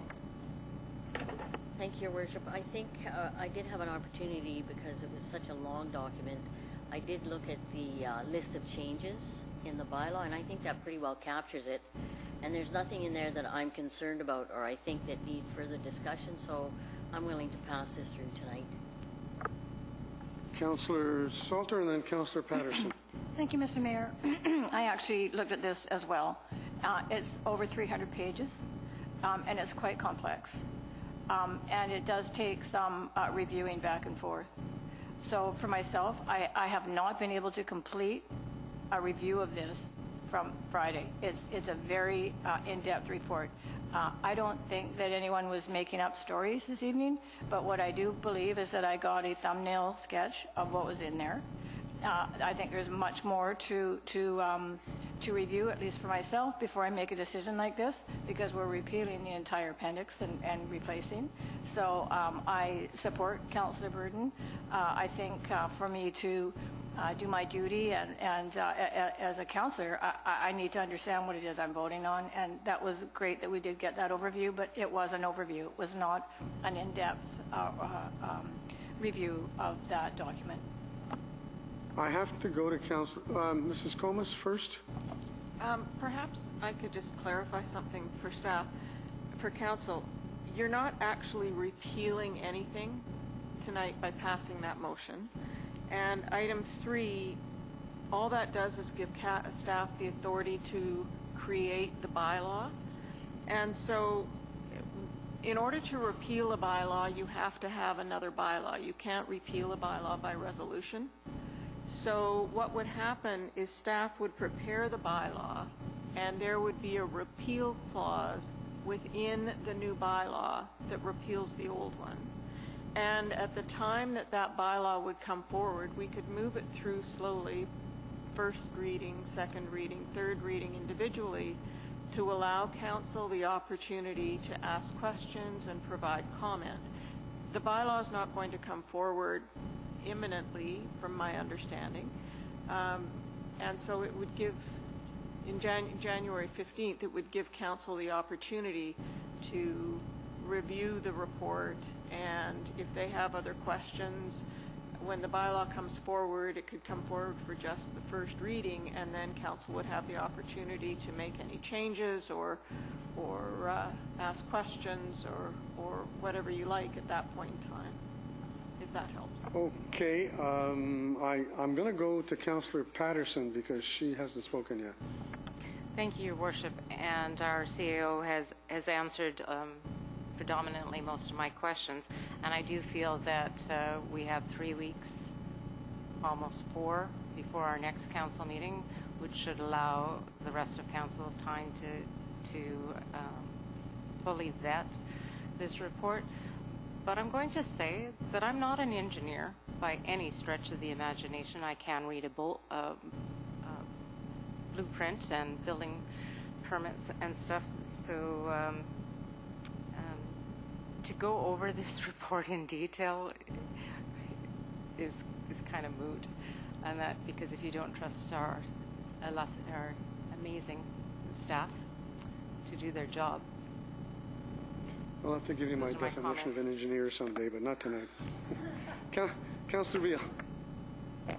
Thank you. And yeah, I spent a long time going through the changes as well as the recommendations. But just to clarify here, with the suggestion that item 2 be removed, my understanding was that no, I realize that, but the way I would vote on that, because the motion that's on the floor is to keep item 2, is it not? Yeah. The motion that's on the floor is recommendation number 2 as it's reflected in the report. Okay. That's what's on. Yes, and my understanding was that it maybe perhaps did not make sense to have that there ahead of having the draft subdivision servicing bylaw brought forward, and that could be brought forward, and at that time this could be repealed. Have I misunderstood that? No, within the bylaw that gets created, there is a clause to repeal the previous bylaw. It's not a separate repeal bylaw.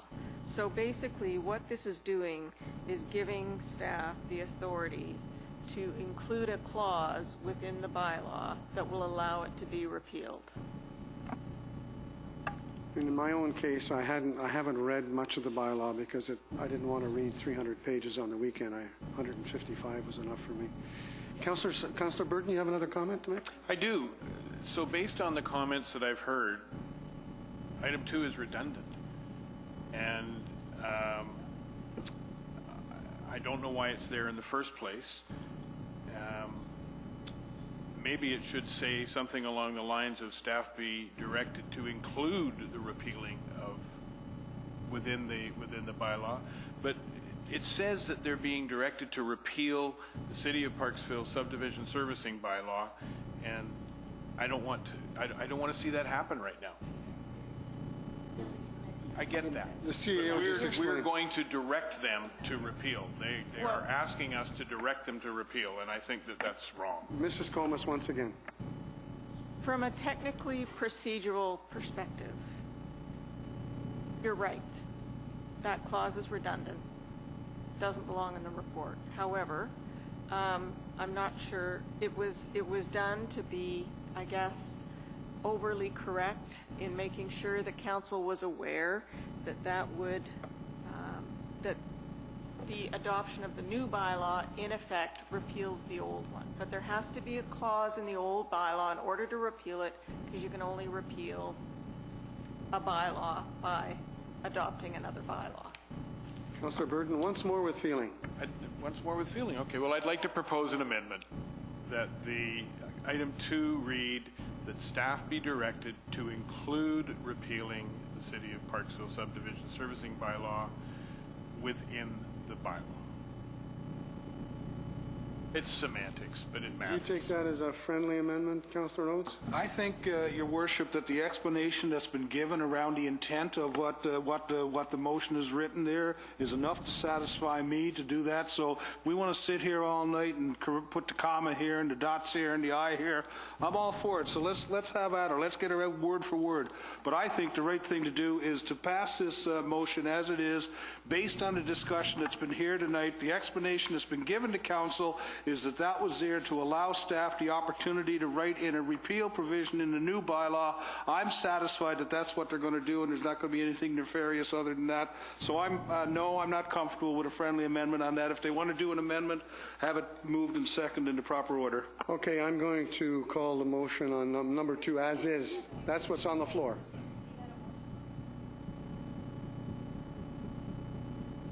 Okay, is there a seconder for the amendment that Councillor Burden's? I have Councillor Salter. Discussion on the amendment. All those in favor of the amendment? Opposed?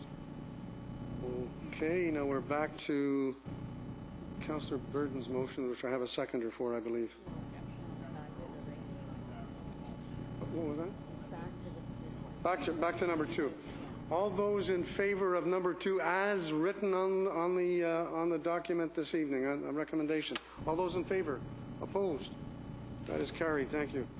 And number 3, the staff be directed to advance the draft subdivision servicing bylaw and standards to the statutory process. All those in favor? Oh, I need a mover and a seconder. Moved by Councillor Beale, seconded by Councillor Burden. All those in favor? Opposed? Oh, thank you. That's carried. Thank you very much for that, councillors. All right. Once again, Parks, Trails, and Open Spaces Master Plan Project.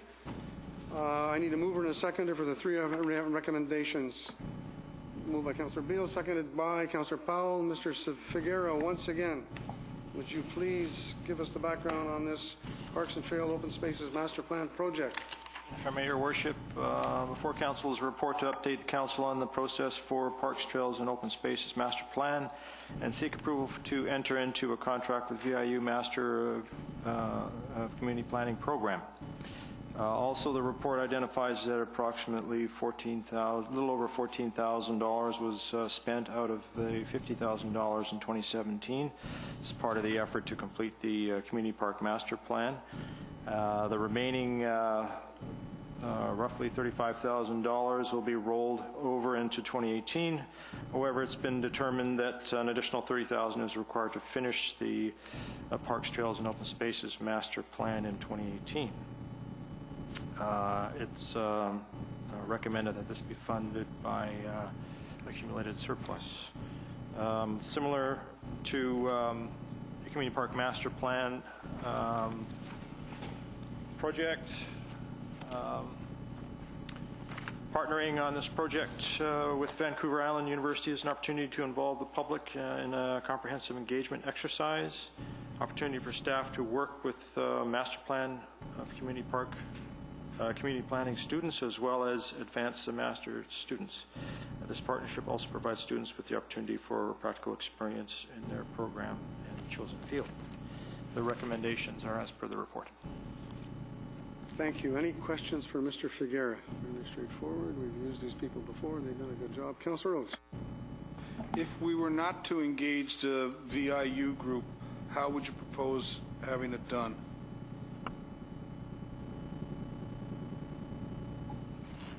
If I may, Your Worship, through to Councillor Oates, we would be in a position of having to go out to a request for proposal process.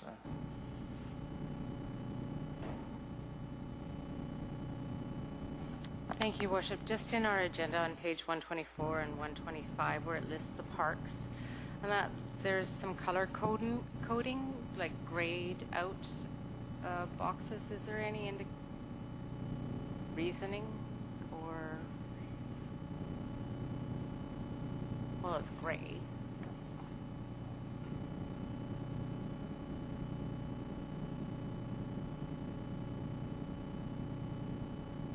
There's no legend or anything attached to this report. So for... If I may, Your Worship, I don't have an answer for that.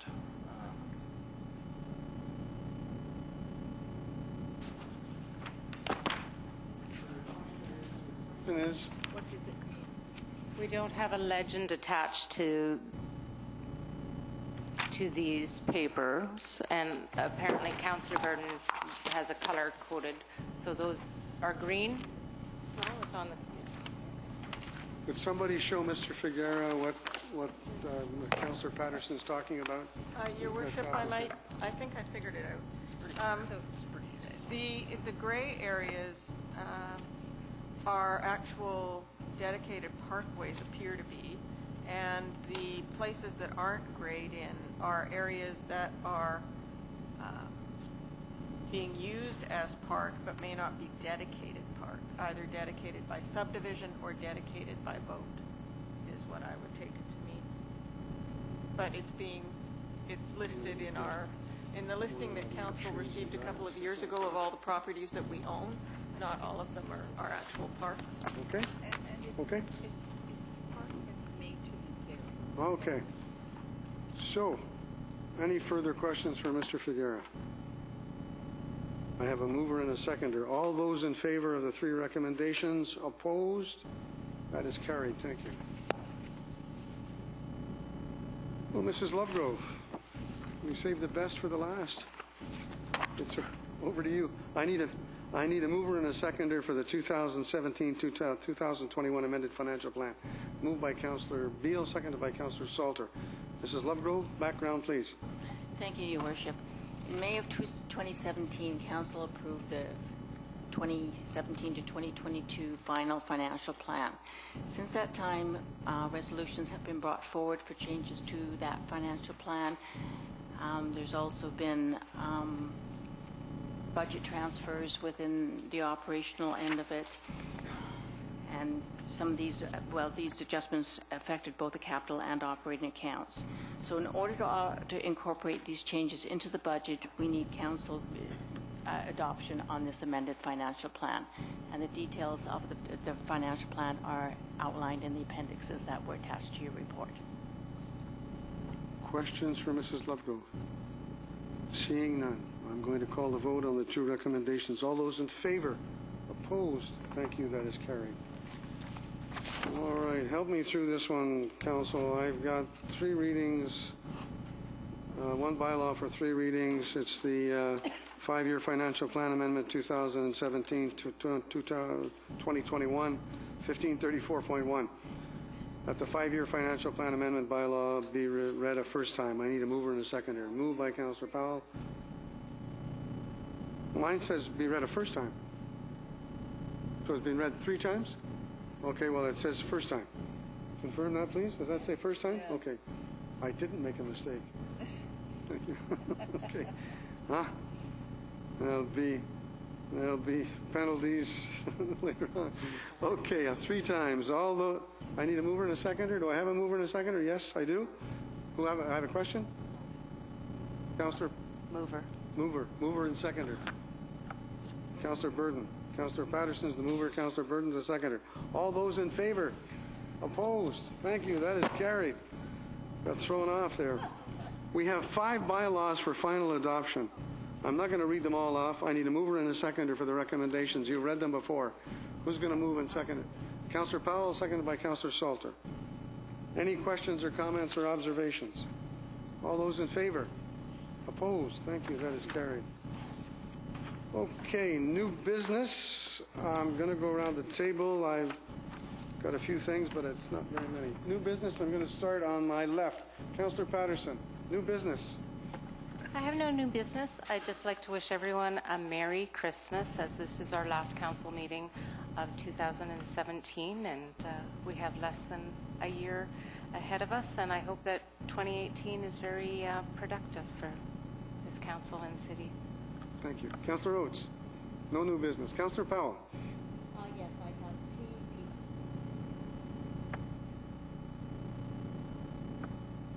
I attended what's the name of that group at the school?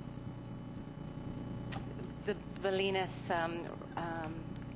Interact and Civics Leadership. Yes, class. I attended that group on last week, and they are very interested. They're picking people to come to council meetings. I encourage them to read the agenda beforehand and to become involved. they seem pretty keen, so I'm excited about it. Hopefully we'll see them. I also have a motion to make, and I'm wondering if Councillor Burden might want to leave because it's to do with the Chamber of Commerce.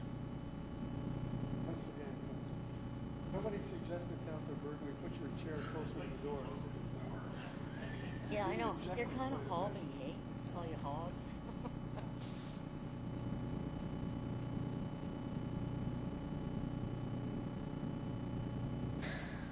I know. Okay, the council approve a $1,000 grant to the Parksville and District Chamber of Commerce to demonstrate the City of Parksville's support for the Community Spirit Awards, which will be presented at the Chamber's Business Achievement Awards event in March 2018, and further that this grant be taken from Council's contingency fund. And I would like to, do I have a seconder? And then Seconded by Councillor.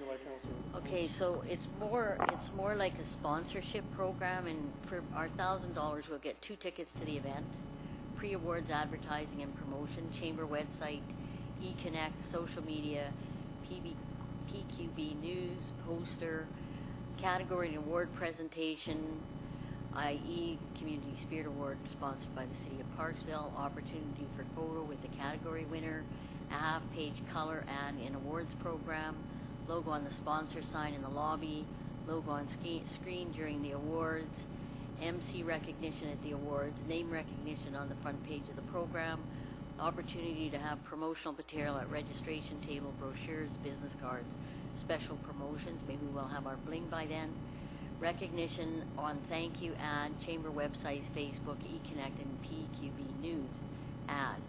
As well, I did check, and we have how much money in our contingency fund?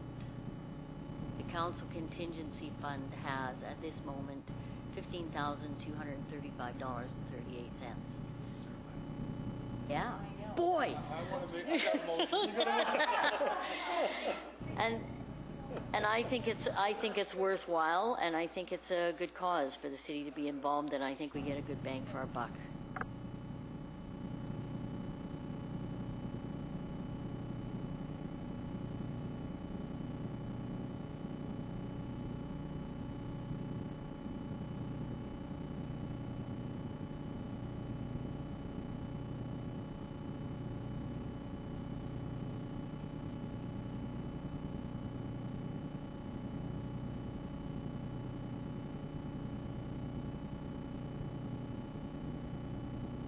Thank you, Mr. Mayor. I don't have a lot of new business. The Brant Wildlife Festival, we are getting together in early January to start our meetings, but that's about it. We had our and the museum. One more thing with the museum is the calendars are for sale, which make great Christmas gifts. And they're a great fundraiser for the museum. They're $15. They're at the museum. Anybody wants to buy one? And they're at Home Hardware as well, yeah. Yeah, and the visitor center. So let's not see crowds, but let's get down there, and one by one and get our calendars. Bought mine already. Councillor Burton. Merry Christmas. Okay. I have a few items on new business, and they're mainly maintenance items. Holiday office closures. The city offices will be closed on December 25th and 26th and January the 1st. The next regular council meeting will be held on January the 15th, and the next coffee with council on January the 11th. I want to remind everybody that to obtain their 2018 business licenses and 2018 dog licenses prior to January 31st, 2018. You got your dog license? All right. And the Parksville Fire Department is now recruiting for volunteer on-call firefighters. A new recruit class begins this spring with a March 3rd deadline for applications. The department's regular practice on Monday, January 15th, will be open to the public from 7 to 9 p.m., and it's an opportunity to see firsthand what's involved in training to be a firefighter, to observe a practice and chat with members and officers. So anybody watching in streaming land, keep that in mind. And I also want to wish everybody a very Merry Christmas, Happy Hanukkah, whatever you're celebrating. It's great, and it's been a good year. It's coming to an end, and I look forward to 2018 with much anticipation. It's going to be an exciting year. So thank you, and now I have the sad task of asking for a mover and a seconder to adjourn this meeting. Councillor Burton and Councillor Salter. All those in favor? We are adjourned. Thank you, staff, for all the good work in 2017.